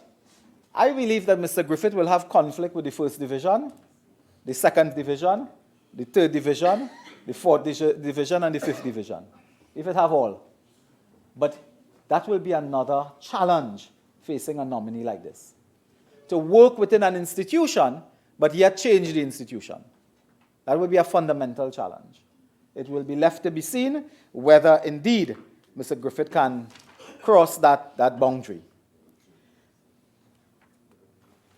Today I'm pointing out, Madam Speaker, the hypocrisy and double standards of this government. While at the same time, I am saying that the candidate can work if given the resources and the supportive environment, and so on. You see, in this parliament, Madam Speaker, the member for Diego Martin Northeast in particular would stand tall and condemn journalists and columnists as being MPs and members of parliament and former political operatives and so on. It is no secret. Mr. Griffith is a former candidate for a general election, has been associated with political parties and so on. The government will today tell us that they have all confidence in this nominee, that he is quite able to leap over partisan political matters. Leap over that and exercise authority in a fair way, regardless of politics. And while that may be a matter that they may treat lightly, it is a matter that Diego Martin Northeast in particular have spoken to in this parliament, and they have to speak to that. But you see, the mover of this motion did not bother to look at the CV. He said he got it a minute ago before coming in or after coming in. Did not look at the CV of the candidate, which speaks to that. In fact, the candidate has been very open, Madam Speaker, in dealing with some of the matters. But again, St. Joseph is not here today. He's somewhere else. He's not here. But I can't forget, he had a saying when we were in those meetings and in the parliament. How could you have a good fruit out of what? Poison tree. A poison tree. The process was so bad. But today I imagine we have a good fruit from a poison tree. Today. Madam Speaker, our candidate before us can rightly speak to several accomplishments. And there are a couple that concerns us. In this debate, I'm hoping Point 14 will rise at some time and contribute because they, at least overseeing the police service, falls under national security and having cabinet responsibility and so on. Because you see, for this candidate to be successful, the candidate has to undo the bad work of the member for Point 14. And the candidate is very clear, Madam Speaker, about the blunders and the inefficiencies and incompetencies of the member for Point 14, and they will now be called upon to meet and treat with Point 14 to implement new policies and new programs, Madam Speaker. So Point 14, are we going to return to the National Operations Center? Point 14, are we going to reestablish the Rapid Response Unit? Point 14, are we going to return to the Counter-Human Trafficking Unit? Are we going to return to the National Security Training Academy? Are we going for the establishment of the Energy Sector Security Initiative? Point 14, most of all, are we going to reestablish the Community Comfort Patrol? Which I want to say was really the brainchild of Gary Trevor Griffith Jr. And when he came to the National Security Council, we can't talk that business, but what I could tell you is when he came to the government, he got the full support of these measures from Kamla Persad-Bissessar, Prime Minister. Full support. Will you support that today? You see, the government has to say why they would likely to support Mr. Griffith. Why? The Prime Minister had 6 minutes to do that and could not do it. Why do you support this? It can't be a run-out candidate. Madam Speaker, when the list comes to an end, they can start over the process. But there is something about this candidate that you like, that you gym in, but you want to support. There must be something about this candidate that you like, and tell us what. Is it his achievements under the partnership? Is it some allegations you have made over the years that you think those are now becoming attractive skills Those may be attractive skills that may be needed. Is it that? Is it that he's in the courthouse somewhere and you think there's some attraction there? But I cannot believe that Diego Martin West moved a motion in support of a candidate and didn't tell us nothing about the candidate. And worse, tell us I saw the CV a minute ago before I started to talk. You see, Madam Speaker, oh, what a tangled web we weave when first we practice to deceive. That sounding like the secret platforms. Madam Speaker, and but the member for Diego Martin West, I'm reading from the CV that is kindly, presented to us. The member for Diego Martin West didn't tell us, is it because one of the one of the decisive action taken by the candidate is establishing a precedent for the provision of a security detail to the office of the leader of the opposition? Is it because you got a security detail when you were leader of the opposition? What is it? What attracts you about this candidate? That is what I'm getting to. The candidate has a long history, Madam Speaker, and this is something also of good use, of dealing with international agencies and dealing with the international side of crime fighting. He has a long history. In fact, he was associated with the Rudy Giuliani initiative, Madam Speaker, coming to Trinidad and Tobago to give advice and so on. And Madam Speaker, over the years, not just Diego Martin West, but several speakers on that side. It's just I don't want to waste time with too much Hansard records, but many speakers on the other side stood in this parliament and knocked Gary Griffith. Every time he would come here as National Security Minister, they would get up after and knock him down. Everything he said, his policy, his program, everything. Yeah. Today, they're sheepish, quiet, looking on, looking on for direction from Diego Martin West. I understand the policy was say nothing, do nothing, and see nothing until Diego Martin West talk. So, Madam Speaker, you need to tell us why you're in support of this candidate. You need to tell us that. And I like the way the debate is approaching. The Prime Minister will lead us to believe that, look, we have the Parliament received the manpower audit report from Professor Deusaran. We have a blueprint to solve crime. We have all these policies and things. We need somebody to do it. So this somebody don't really have much policy latitude and direction and so on, Anybody come on this job. If San Fernando East lose our next ministry, we appoint him. And he could do the same thing. Anybody we put there have to follow the blueprint of manpower audit and all the things that, I don't know if it's the National Security Committee doing. So whether it's Mr. Griffith or not, that is how we appoint cold water on the nominee. Whether it's this nominee or not, they have to follow the blueprint. And I want to ask the Prime Minister, please, the manpower audit, why don't you just put it on our website instead of printing 10,000 copies and so on? You already print 25,000 copies of the scrapbook and lost the election with that. So I don't think you should print further. So Madam Speaker, the manpower audit, quite rightly, raised several issues. So the government, is it that the government is attempting to use the National Security Committee to draw up a blueprint for crime fighting and give Mr. Griffith and say, Mr. Griffith, look, implement this? It can't be. Mr. Griffith is quite an independent man. He will have his views. He'll have views of his own. He will have, his own know-how. He will have his own thoughts on programs and policies and so on. And I don't know who on that side. I'm looking for the softest way to say this. But I don't know who on that side giving Mr. Griffith a blueprint and say implement that. He will come back with a yellow print, a purple print, a red print. Because he's an independent fellow. And when he sizes up a story and a problem, he will have his views. So I take umbrage to that approach as well. That's the point I'm making.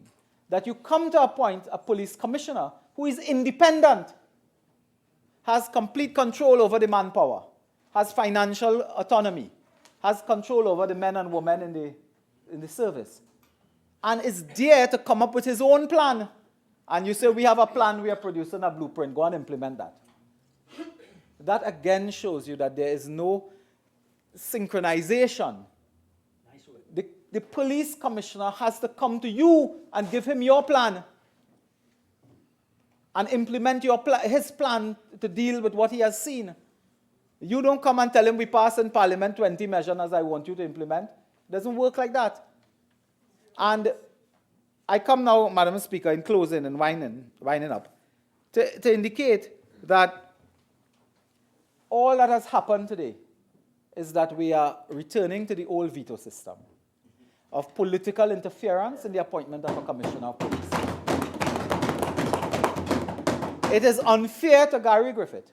It is unfair to Gary Griffith, who has served this country as well, to put him through this process and to have him selected and appointed in this manner. It is unfair because what you have done is you have used a political card, staying within the ambit of what you believe to be your legal authority, but you have pulled a political card on a legal table and say, that is the man for the job, and you placed him now in a position that could compromise him. If he does something to the left, it is because of this. If he does something to the right, it's because of that. He got the job by this way, and he will do that. If he doesn't do that, there's a problem here. And they are compromising individuals as they go along. By nightfall, Gary Trevor Griffith Jr. could be the Commissioner of Police of this country. But the challenge he will face is not only fighting crime. It is keeping political sharks outside of his door. Because political sharks will come to him to do their bidding because they believe that that is the escape trick. That is the David Copperfield Houdini in the next 24 months. They have a Houdini trick, and they believe that Commissioner Griffith will do that. I don't believe that. I don't believe that. They may believe that, but I don't. But Mr. Griffith will have to summon the strength, all the strengths that Mrs. Griffith and others spoke about, to keep at bay political predators who may seek to undermine the office of Commissioner of Police. Madam Speaker, I thank you.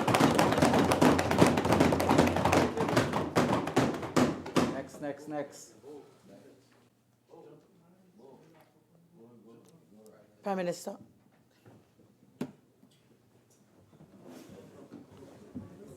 Thank you, Madam Speaker. Madam Speaker, I'm surprised that given the foundation that was laid by my colleague from Orapooch, that other members of the House would not have been building on it. But I'm ready and prepared.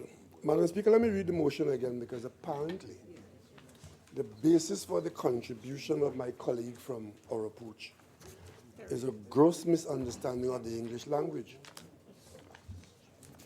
I'm just going to read the resolution, Madam Speaker. I won't detain the House with anything more than the resolution.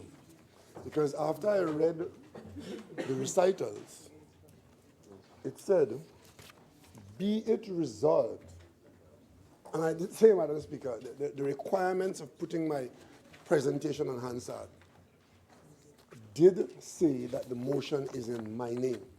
I beg your indulgence, Madam Speaker, to raise a motion standing in my name as Member of Parliament for Diego Martin West. And then the resolution said, be it resolved that the notification of the President of the nomination by the Police Service Commission of Mr. Gary Griffith to the Office of Commissioner of Police be approved. Madam Speaker, that is what I said to the House. And however I comment on it or around it does not change that. Because that is the law and the Constitution will have nothing else. All the shenanigans and all the carryings on of my friend from Orapooch East does not change that resolution.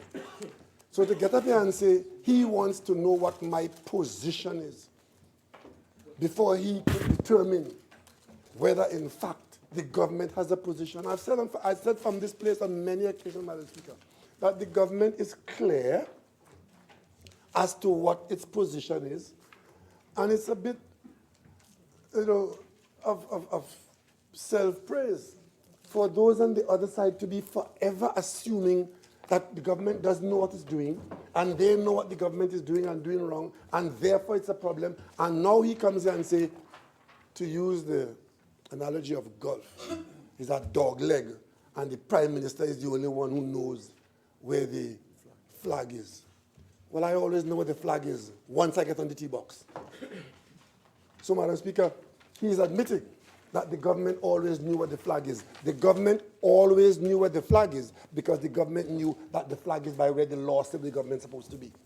I am, yet again, Madam Speaker, a speaker from the other side gets up and chastises the government for following the law. He didn't like the law. And here he comes again today, speaking for his colleagues, my friend from Orapuch, my colleague from Orapuch East, saying that what we should have done, the government should have come here and said to the opposition that the government wants X or Y and let us find a way to end up with X or Y. Madam Speaker, that is precisely what would have got the government into trouble. Because if we had come here ignoring what the law spells out for us to do and seek to make any arrangement with this opposition, we would have been acting in a great danger and possibly illegally. And I explained this before. This government is not prepared to hug up any porcupine. Because, Madam Speaker, the minute we had set about to pursue any course of action which was different to what the law says, it would have meant, Madam Speaker, that we would get into a situation with the opposition in trying to figure out what is to replace what exists now. And any replacement to what exists now would have required a special majority, and the government would have walked into the jaws of the opposition, which has stated publicly it does not intend to agree with anything the government brings to this House. And then, Madam Speaker, if we had done that and put ourselves in a position not to be able to appoint a commissioner of police, then this government would have done exactly what the last government did and end our term without a commissioner of police being in office. And we say, Madam Speaker, a substantive commissioner of police is a mandate that this government has to put one in office, and we keep that mandate. Madam Speaker, I heard my friend from Orapuch West, I keep saying West, because he's west of that line. The member for Orapuch East saying that the select committee that was chaired by my colleague from Laventille East, Laventille West, did not deal with anything other than the notification, the first two nominees. Madam Speaker, I do not think that that is a correct statement. And I'm sure that that statement, by the record of the Parliament, will show not to be correct. But I will tell you, Madam Speaker, what went to that select committee were the concerns of things that may or may not have happened, which were being discussed in the public domain. And it was not simply about the 2 individuals or 3 individuals who were on the notification list. The move of the motion, Madam Speaker, I said, rather than move forward immediately, I recommended to this House that those of us on this side and the entire House should seek assistance by using our process of the House to have these concerns, the concerns, examined in a select committee. And that is why a select committee was appointed, Madam Speaker. It was largely in response to what was being put in the public domain as what may or may not have happened. I did not go into any detail as to what the specifics were. I simply invoked the use of the select committee to use, and the word I used then was assistance. It was my colleague from Siparia who went into detail of saying what certain specifics were, what might have been done, what might have not been done, and some of it may be true or not true. But in fact, we didn't join that debate. Madam Speaker, we are responsible for our own positions in this House. We did not join our colleagues on the other side to take issue with who coached who was friend with who was batchmate with who. We didn't do that. But we took issue with one of those, one of the concerns that we came in here with, that we dealt with, and it was this, Madam Speaker. If it is that it was confirmed that persons who didn't apply for the job were in fact nominated for the positions, we had an issue with that. And we stand with it. And any flaw that we had an issue with, we rectified it by saying that we are not going to accept any such person. Correct. And since the merit list contains such persons, then they are null and void and of no effect to the extent that they didn't apply for the job on that list. And as far as we're concerned, case closed. And I want to say something else to Madam Speaker, to my colleagues on the other side, about the process now being used to select Griffith if he's selected. We are suddenly now using the process. It is the same process we use to negative the first one. It is the same process we use to negative the second one. It's the same process we use to negative the third one. So there's no question of us invoking the process now when in fact the process was used the way it was meant to use to negative. And if there are 100 nominees and the government wanted the 100th one, the only way we could have dealt with it was to negative all 99 one by one. It's a non-argument. That is what the law puts in place, and if it is tedious and laborious, then so be it. Madam Speaker, I take careful note of the fact that the leader of the opposition is for another time absent from a debate of this nature. I take careful note, except to draw to the country's attention, Madam Speaker, that the leader of the opposition was the leader of the government that for 3 years didn't see this assignment as an important one for the government to deal with. So while in government, it didn't make the hit parade. In opposition, Madam Speaker, 48-1, what's the relevance of the Prime Minister? why you don't keep your seat?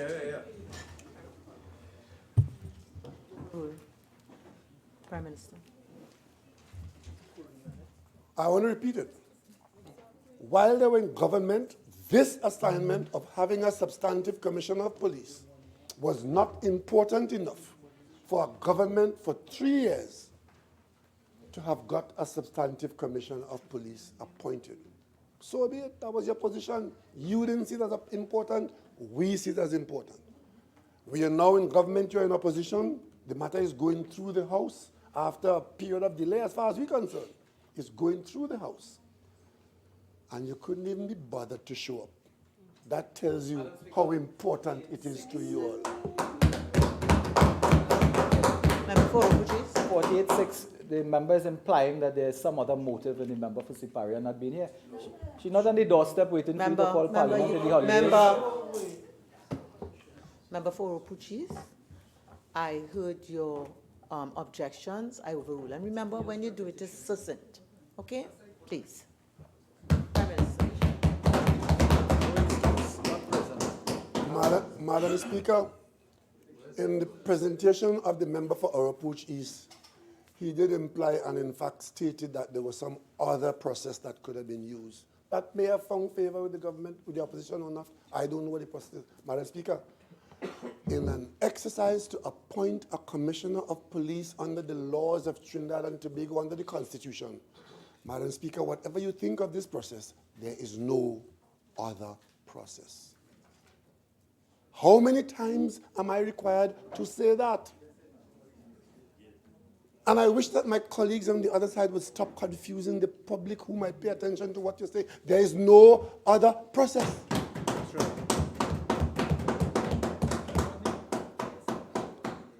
Madam Speaker, Madam Speaker,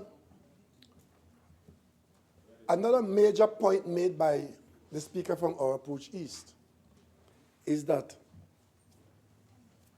the nominee, if appointed, if selected by the House and appointed by the Commission as the law would require, as Commissioner of Police, that the nominee is likely to be a witness against a citizen. I wouldn't even mention the citizen's status as a former Attorney General of the last government who is charged for attempting to pervert the course of justice, witness tampering. Because, Madam Speaker, I find it amazing that a member of parliament will come into the house and say that a person who is in line to be a police officer, regardless of whatever rank it is, could or is a witness in a matter. And that is a basis. A big point. And that is a basis that the person not be in the position. Madam Speaker, I wonder if my colleague from Orapuch East, and he's keep fulminating, Madam Speaker, I ask for his control, please. This is disturbing me. Madam Speaker, every single police officer of every single rank is a potential witness against every citizen of Trinidad and Tobago, depending on any matter. In the criminal cause, complainant and virtuous. As long as a citizen finds him or herself with a criminal complaint against you, you can't say which officer in the police service could witness against you. And if we are to take this stupidity further, Madam Speaker, whatever the particular matter he raised is a matter which, Madam Speaker, if you're going to raise it, you should point out that the testimony of the individual who's before us is already on record. Correct. And is not going to be there as a result of him obtaining the evidence by being Commissioner of Police. That testimony is already in place. Prior to the election. Prior to the election, Madam Speaker. And I'll go further since he raised it. I'm trying to put it in my doorstep. The matter which generated that. Let me clarify it for the public, Madam Speaker. It was the Attorney General of the UNC who sued the opposition leader, seeking to restrain his public speech. And, Madam Speaker, when the leader of the opposition sought to defend his right to speak and defend the public interest, the then Attorney General discovered that there was witness testimony that would have made his lawsuit a difficult one to prosecute. And the allegation against him, for which he has been arrested since, is that he sought to interfere with that witness. Has nothing to do with me, my party, my government, or my wife. Nothing to do whatsoever. It had to do with the Attorney General and his treatment of his case that he filed and a witness that he alleged to have interfered with. And may I draw to your attention again, Madam Speaker, subsequent to that, he has since discontinued the case against the opposition leader because I am no longer to be restrained by him. What is my colleague from Orapuch East bringing that in here for now as something that should be taken into account to determine whether, in fact, this nominee should be a commissioner of police or not? It is to muddy the water, Madam Speaker. It is to make it murky, to appear as though somehow we are doing something wrong. Madam Speaker, if anybody has done anything wrong, right, in that matter or any similar matter, he raised again the whole question of email gate. Let me point out something to him and to all others who have been confusing this issue forever. This is my opportunity to clear it out. When I came to the House with those emails, Madam Speaker, I want to remind the country that contrary to what they have been saying all along, because they are past masters at misinformation, I had sent those documents to the President of the Republic. And they lie with President Maxwell Richards 6 months. 6 months after I took it to the President. I took it to him and asked him whether it would be within his ambit to ask that they be investigated in secret by the Integrity Commission. After 6 months of no activity, Madam Speaker, I then took the decision, which was my decision to make, that the public should know that this matter is out there lying uninvestigated. He's coming here to ask me for apology. I came to the House, Madam Speaker, and I made the same request of the House, the same request I made of the President then, have this matter investigated. When I took my oath of office, it never came with a caveat to have their permission as to what I should ask for investigation. All kind of discussions of what I should and shouldn't do. I didn't take an oath of office beholding to you and your friends. I took it beholding to the people of Trinidad and Tobago. And when I asked for an investigation, Madam Speaker, I stand by that today. I asked for an investigation. Gary Griffith, if you want to know about Gary Griffith, of all the people named in that matter where an investigation was required, Gary Griffith was the only one to have turned in his devices and asked that his access, that open access be given to his email accounts. He was the only one, if he wants to know. So I don't know what he's talking about today. And of course, Madam Speaker, I will not waste time today to deal with the rest of it, but suffice it to say he was the only one. He now asked me, he had the temerity, Madam Speaker, to ask me what changed my mind on Gary Griffith, because when I asked for the investigation into that package of emails, which came through from the President to the Parliament to the police to the Integrity Commission, he asked what changed my mind. The honorable member asked what changed my mind, as if it's a question I can't answer. But let me answer it for him, Madam Speaker. You see, Madam Speaker, there are things that happen in life. There are things that happen in life that changes very many things. I don't have to justify to the member for Orapooch East what caused me to change my mind. But since he asked for a good reason, let me give that a good reason. Subsequent to this country was shown that the last government, very quietly, within the authority, opened a program called Life Sport. The rest of us in the Parliament didn't know about it. It was supposed to be either $6 or $8 million worth. It eventually turned out to be a $400 million criminal empire that was being funded by the state. It led to murder and mayhem, Madam Speaker. And it led to a level of criminality in the East-West corridor never seen before in the history of Trinidad and Tobago. Gary Griffith was a member of the cabinet in those days. And he was in the forefront of alerting the public and standing on what he believed in against a cabinet that was prepared to defend Arnold Roberts and live sports in Trinidad and Tobago. So if you want reason for changing his mind, that's a good reason for me to change my mind, because he stood up for the people of Trinidad and Tobago against a cabinet that was prepared to bury and hide live sport. Madam Speaker, this country has not overcome the effects of live sport up to this day. Up to this day. And what is worse, Madam Speaker, from the opposition, I observed him in the government, becoming a pariah in the government because he was prepared to speak truth to power. The very matter that he raised here about Gary Griffith and being a witness in the matter, Madam Speaker, the public saw Gary Griffith speaking the truth in the matter, and the Prime Minister fired him. That's right. He was prepared to be fired in a job that they love. But he spoke the truth to the country. And if there's a legal matter going on today, his testimony is there, and he will be cross-examined in the court, and it has nothing to do with any of us in this room today. So that story, again, is funked us like the speaker it came from. Madam Speaker, those are non-issues. They are non-issues, because today, Madam Speaker, today, the acting commissioner of police, if he receives a report today on any member of this House, including you, Madam Speaker, a criminal matter, and he happens to be a witness in the matter, he is required to turn up in the court and give his testimony without let or hindrance. So what nonsense we are hearing in this House that some case going to take place in some court somewhere. It reminds me of a former speaker who intervened in a motion, Madam Speaker, a serious motion against a Minister of Finance in this country.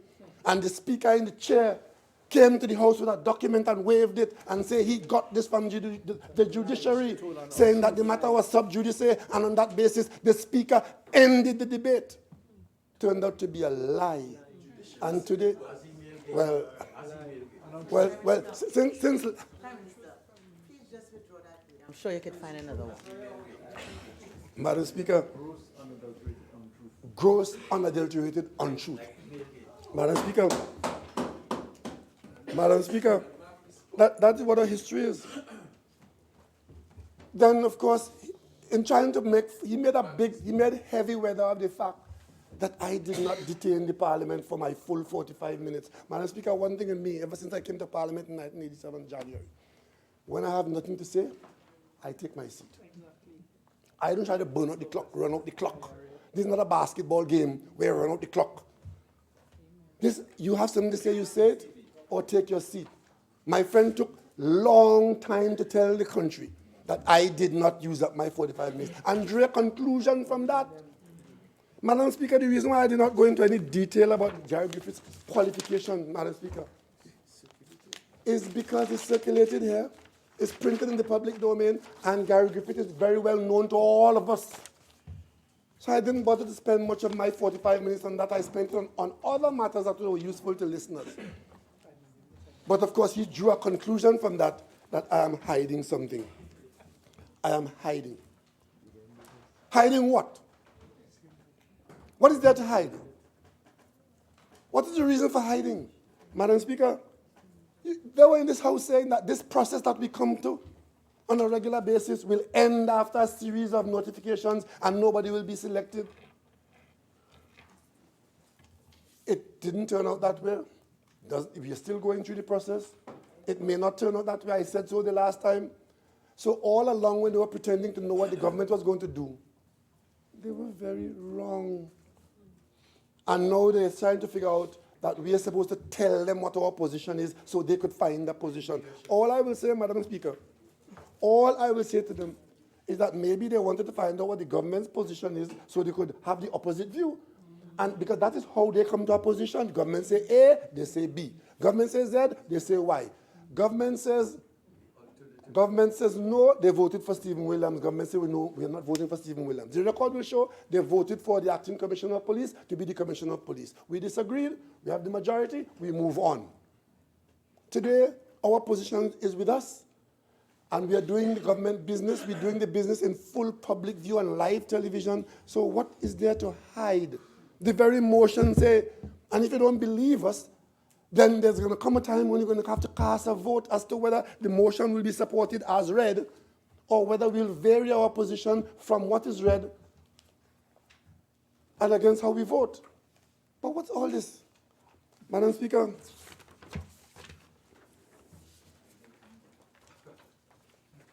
you know, I wouldn't want to be in their position. Because if you hold on to a position, Madam Speaker, that you will support nothing that the government brings to the Parliament, there are going to be days like these when you will have great difficulty maintaining your position of supporting nothing.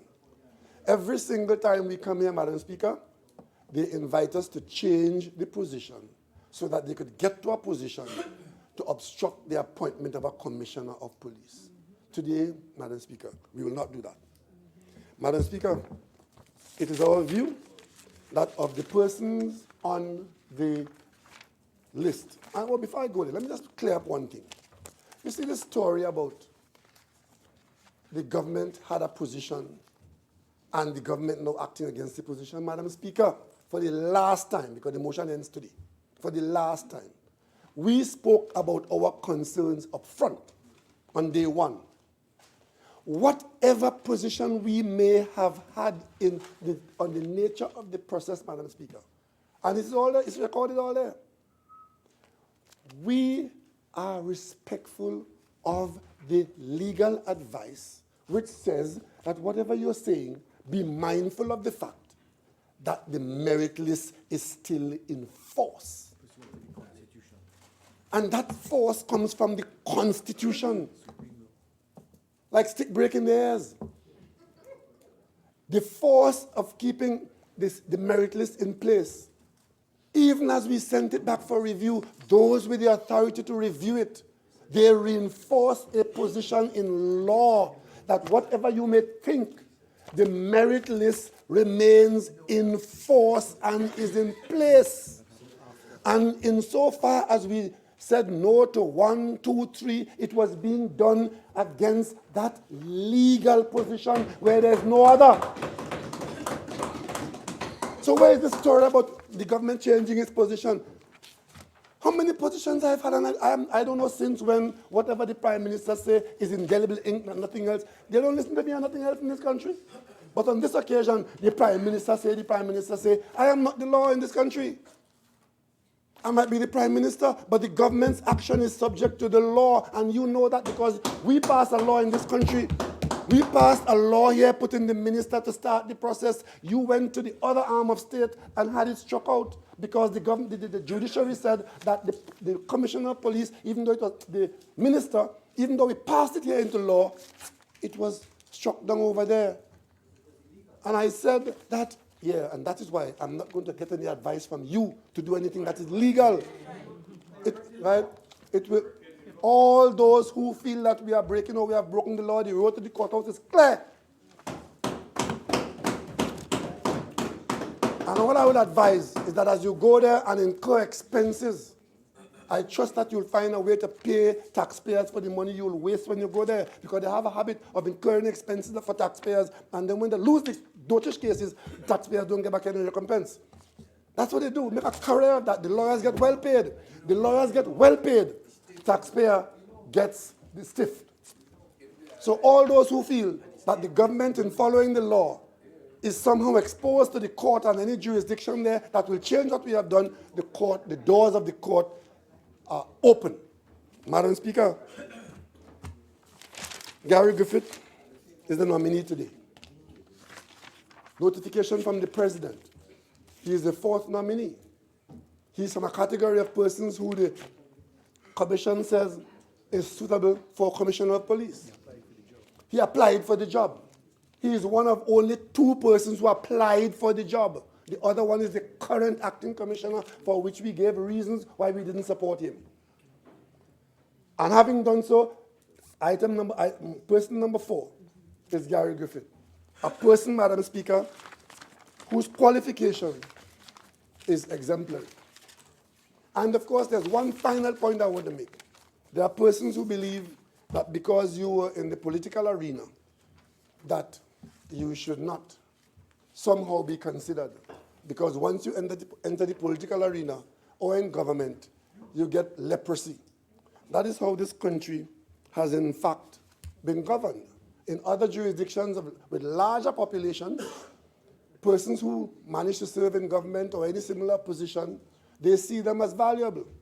But we, especially those who are not in this government or of this party, see persons who had a political existence, persons who have to show a certain qualification to be elected. But the minute you are elected, there's a conversation in this country that having been elected, that you come to serve yourself, you come to thief. That might be true on some person's part, but the bottom line is, Madam Speaker, that you come with your own agenda. We don't share that view, Madam Speaker. The history will show, Madam Speaker, that in this government, we also don't have difficulty in putting into office persons who were of a different political persuasion. Prime Minister, your original 30 minutes are spent. You're entitled to 15 more minutes if you're required to wind up. Yes, Madam Speaker, I'll take your gracious 15 minutes offered. And for the benefit of those who have this idea that because Griffith had a political persuasion somewhere in a party other than the PNM, Madam Speaker, the history will show that there were many people who were politically opposed to the People's National Movement in their service to the public of Trinidad and Tobago in the political arena, who under various PNM governments were allowed to serve in other positions.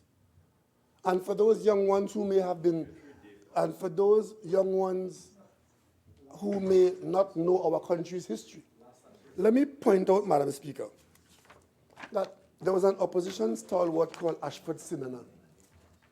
In 1956 to 1961, Ashford Sinanan was an MP for Pointe-à-Pitre. He wasn't PNM. 1961 onwards, he was a DLP MP in opposition to the PNM. He was the person who, under Dr. Williams' leadership, was appointed as our High Commissioner to India and our permanent representative to Geneva. An opposition member. And if you go to the Hansard, it would be replete of the vitriolic opposition, but he was doing his job as an opposition member, and he was not condemned or vilified or crucified by the PNM. And that was way back in the 1960s and 70s and 80s. Madam Speaker, even more recently, in my time, I came into Parliament as opposition member, and I met Jennifer Johnson from Princestown, the MP for Princestown, opposite me in the government. She spent 5 years from 1986 to 91 as an NAR minister. And Madam Speaker, I had the pleasure of serving on the PNM leadership, on the national PNM executive with Jennifer Johnson from 2004 to 2008 as the PNM youth officer.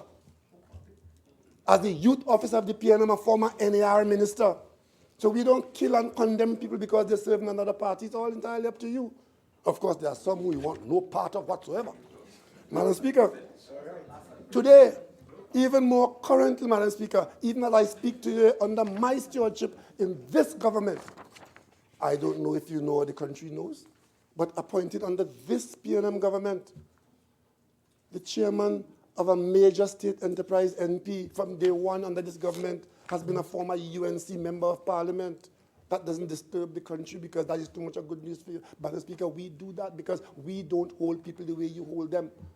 Madam Speaker, recently, we appointed a former UNC minister as chairman of the NCC. I'm reminded, when we came into office, we met a former NAR Attorney General as chairman of the country's, the state-owned bank, FCB. He is still chairman today, right? We've just appointed another high functionary of the COP as chairman of TSTT. And I do that, Madam Speaker, and I tell you that against one background for PNM people. On the night when I became Prime Minister and the PNM won the election, I made a statement in Balize House. I said to the PNM people and supporters gathered there, I said, I am Prime Minister of Trinidad and Tobago, of the PNM, but not for the PNM. And they shared that statement, but understanding that now you hire somebody from another party and somebody say, but he belongs to another party. They're in the minority, Madam Speaker. The PNM's record is a record of exemplary conduct in Trinidad and Tobago. I don't know of any other political party that could say what I've just said. Huh? Madam Speaker, I don't want to make this a debate of who we are. This debate is whether, in fact, a man, Gary Griffith, with a Master of Science in Security Management, postgraduate diploma in Security Management, certificate in Security Management Studies, certificate in Standard Military Course for Officers, who was highly trained in the Defense Force before he came near the political arena, who has served in positions of executive in this country as advisor in national security to our Prime Minister, who has served as National Security Minister, who has taken actions in those offices, particularly as National Security Minister, to indicate the mettle that he is made from and what we can expect of him, Madam Speaker. I need not. And most importantly, a man who stood up to his colleagues who would ask him to do wrong and do right by the people of Trinidad and Tobago.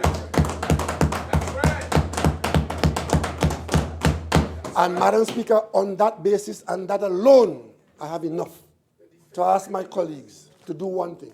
Today, before I came in here, I instructed the leader of government business to lift the whip on all PNM members of Parliament. I do so now, and every PNM member is free to vote for or against these motions. And Madam Speaker, I beg to move. Yes.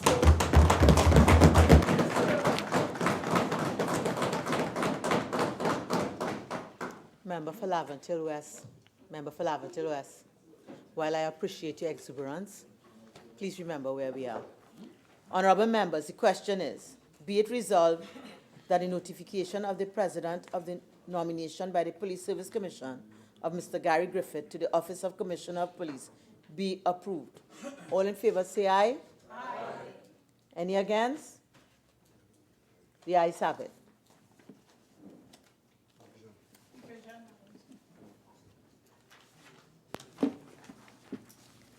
Mrs. Robinson-Regis. Aye. Dr. Rowley. Aye. Mr. Alwari. Aye. Mr. Imber. Yes.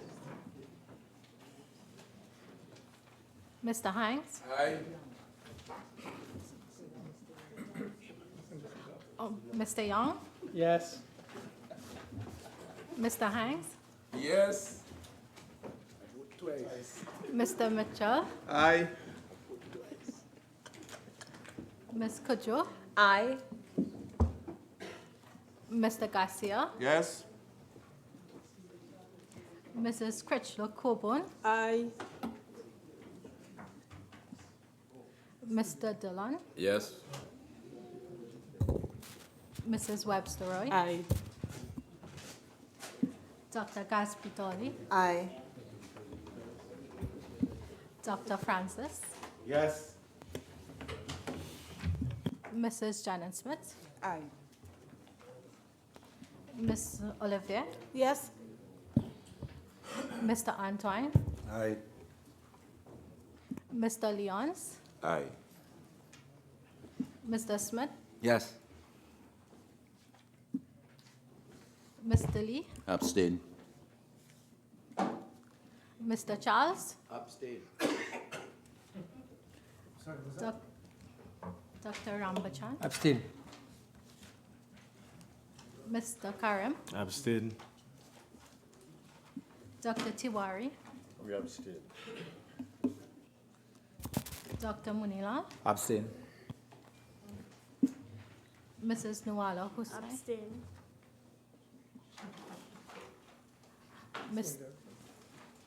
Mr. Indar Singh, Abstain.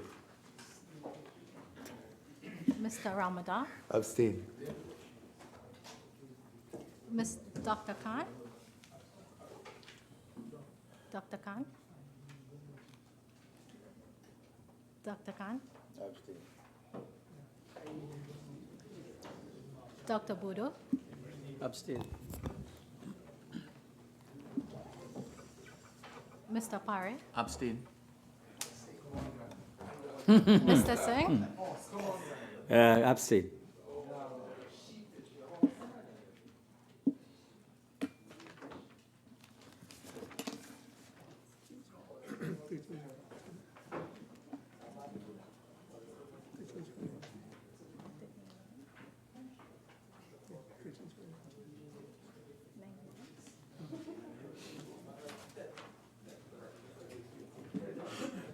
Madam Speaker, the results of the division are 24 and 13 against. Abstention. 19 for and 13 abstention.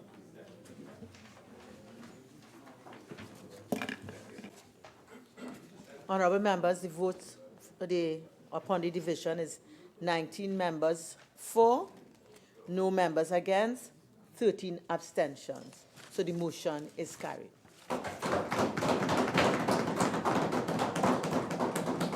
Leader of the House. Oh, yeah, we're going back to sign it.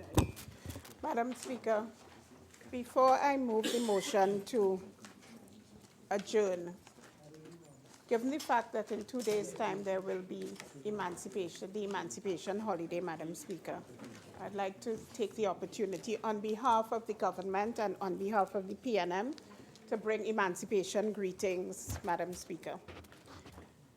Madam Speaker, the country will once again commemorate one of the most historically momentous events in the history of mankind, the emancipation of slaves.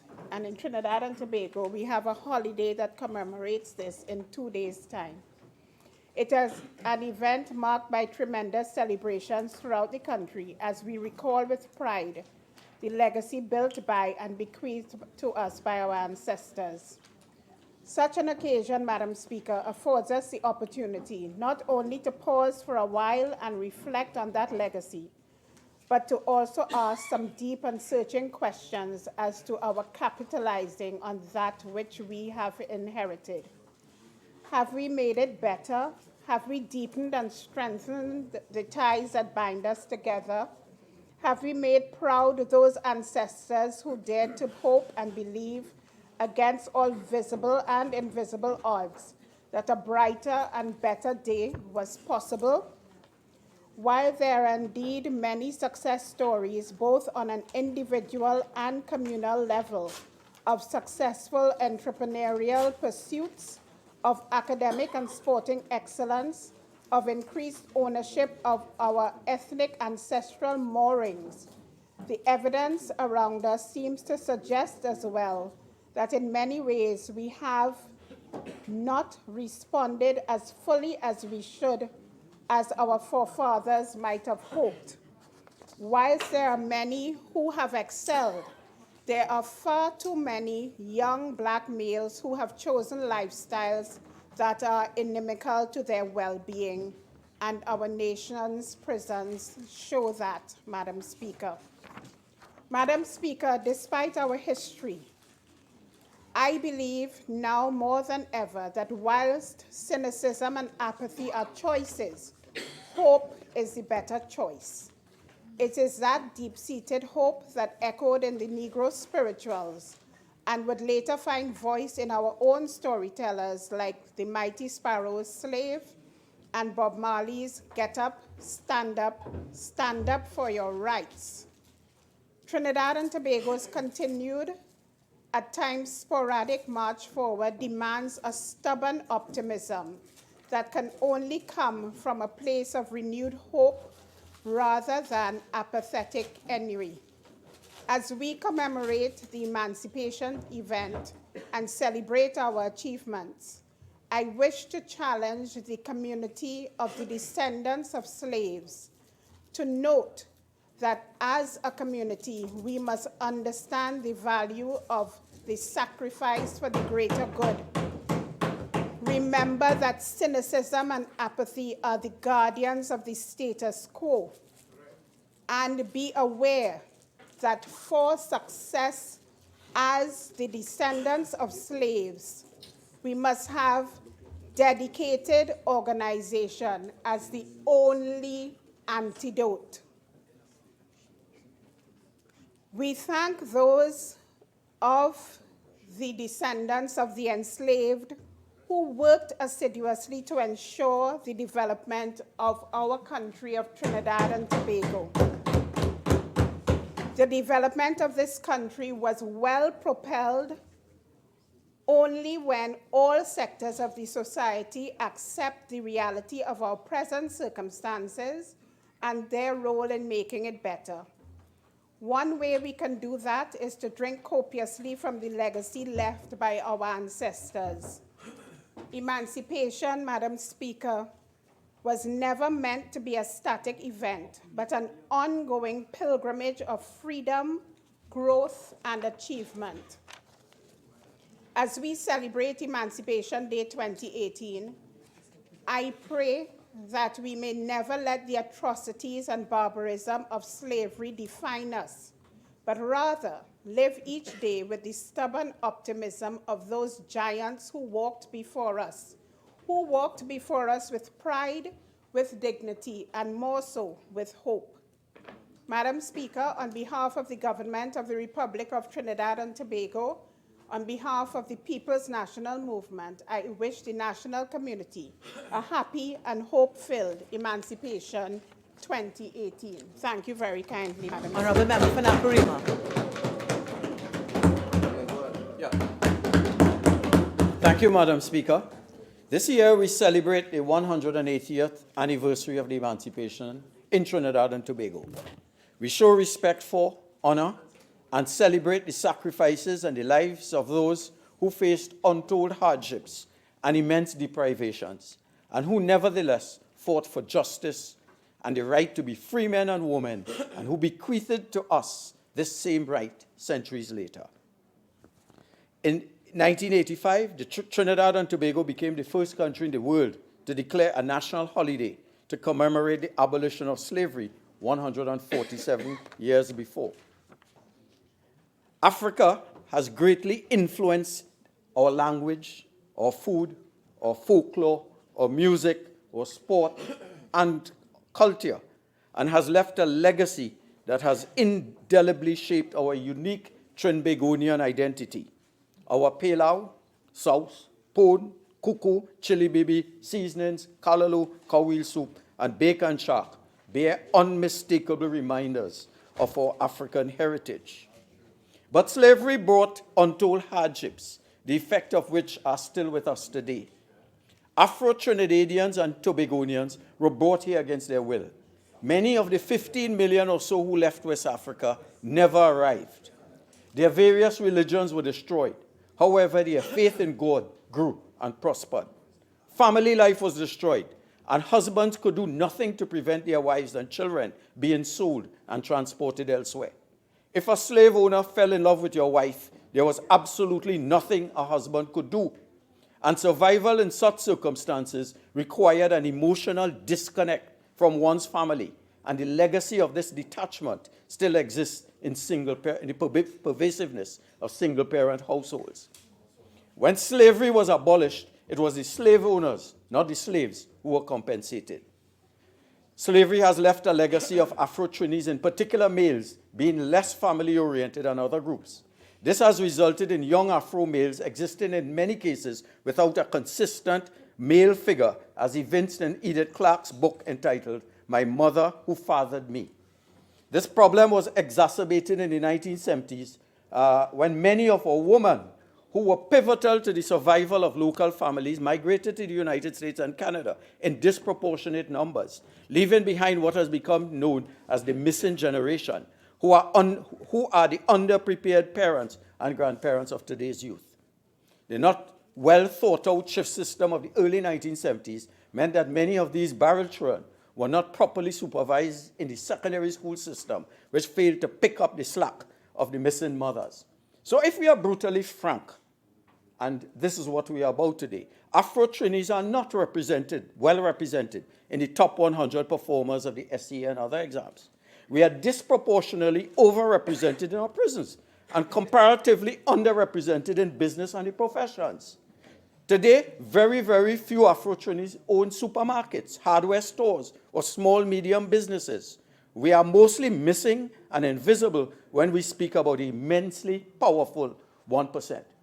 But we are strong because of our religious past and the legacy that has been left by our ancestors. We were, prior to 1962, the schoolmasters. We were the nurses, the teachers, the public servants, the welders, the plumbers, the masons, the fitters, the tradesmen in TPD, UBOT, Texaco, Shell, and BP. What has happened since? The view has been expressed that the decline of Afro-Trinis as a group accelerated after independence. There are many reasons for this. We'll not go into it today, except to say that the time has come for all of us, all Trinbagonians, to help ensure that all groups in Trinidad and Tobago prosper. The time has also come for us Afro-Trinis to remember the struggle of our ancestors. We must not see ourselves solely as victims of the system and as consumers for the latest brand. Our young must resolve to forget the bling and persevere in schools. Our females must appreciate that in our present circumstances, we have to depend on them to help us recreate our reality, to develop a new, more focused, more responsible generation. Our males must understand that they too, they have to, they must do all that is required to ensure that their offsprings are mentally equipped and socially prepared to be all that God intended them to be. Above all, Madam Speaker, we must never surrender. Our ancestors struggled too hard for us to give up on their dreams. I look forward to the time when we can hold our collective heads high and live out the dreams of those who preceded us. On behalf of the Leader of the Opposition and those on this side, I join with our Trinidad and Tobagonian colleagues, in fact, all of Trinidad and Tobago, to celebrate Emancipation Day. We look forward to true liberation and the end of mental slavery. I thank you. Honorable members, Emancipation Day commemorates the abolition of slavery on August 1st, 1834. In anticipation of this holiday, cultural performances and cultural works are displayed throughout Trinidad and Tobago to highlight the traditions of our ancestors passed down from one generation to the next. Indeed, it is the celebration of these traditions that serves as a reminder of the triumph over adversity by our ancestors who struggled for freedom. These freedoms, some of which later became enshrined in our Constitution, are not to be taken for granted and must be jealously guarded by all. It is also a reminder to us as legislators to to continue to be the watchdogs and protectors of the most vulnerable in our society. On this day, I urge citizens to reflect upon the meaning of freedom and what it means to each of them as individuals and as a nation. To some, this may mean having the ability to think independently. To others, it may mean serving as an agent of change to build a better Trinidad and Tobago. But whatever the term freedom may communicate to us, we must also be acutely aware that concomitant with the exercise of freedom are duty and responsibility. On behalf of the Parliament of Trinidad and Tobago, my family, and on my own behalf, I take this opportunity to wish all members and all of Trinidad and Tobago a very happy Emancipation Day on the 33rd anniversary of this day of national observance. Leader of the House. Thank you very kindly, Madam Speaker. Madam Speaker, I beg to move that this House do now adjourn sine die.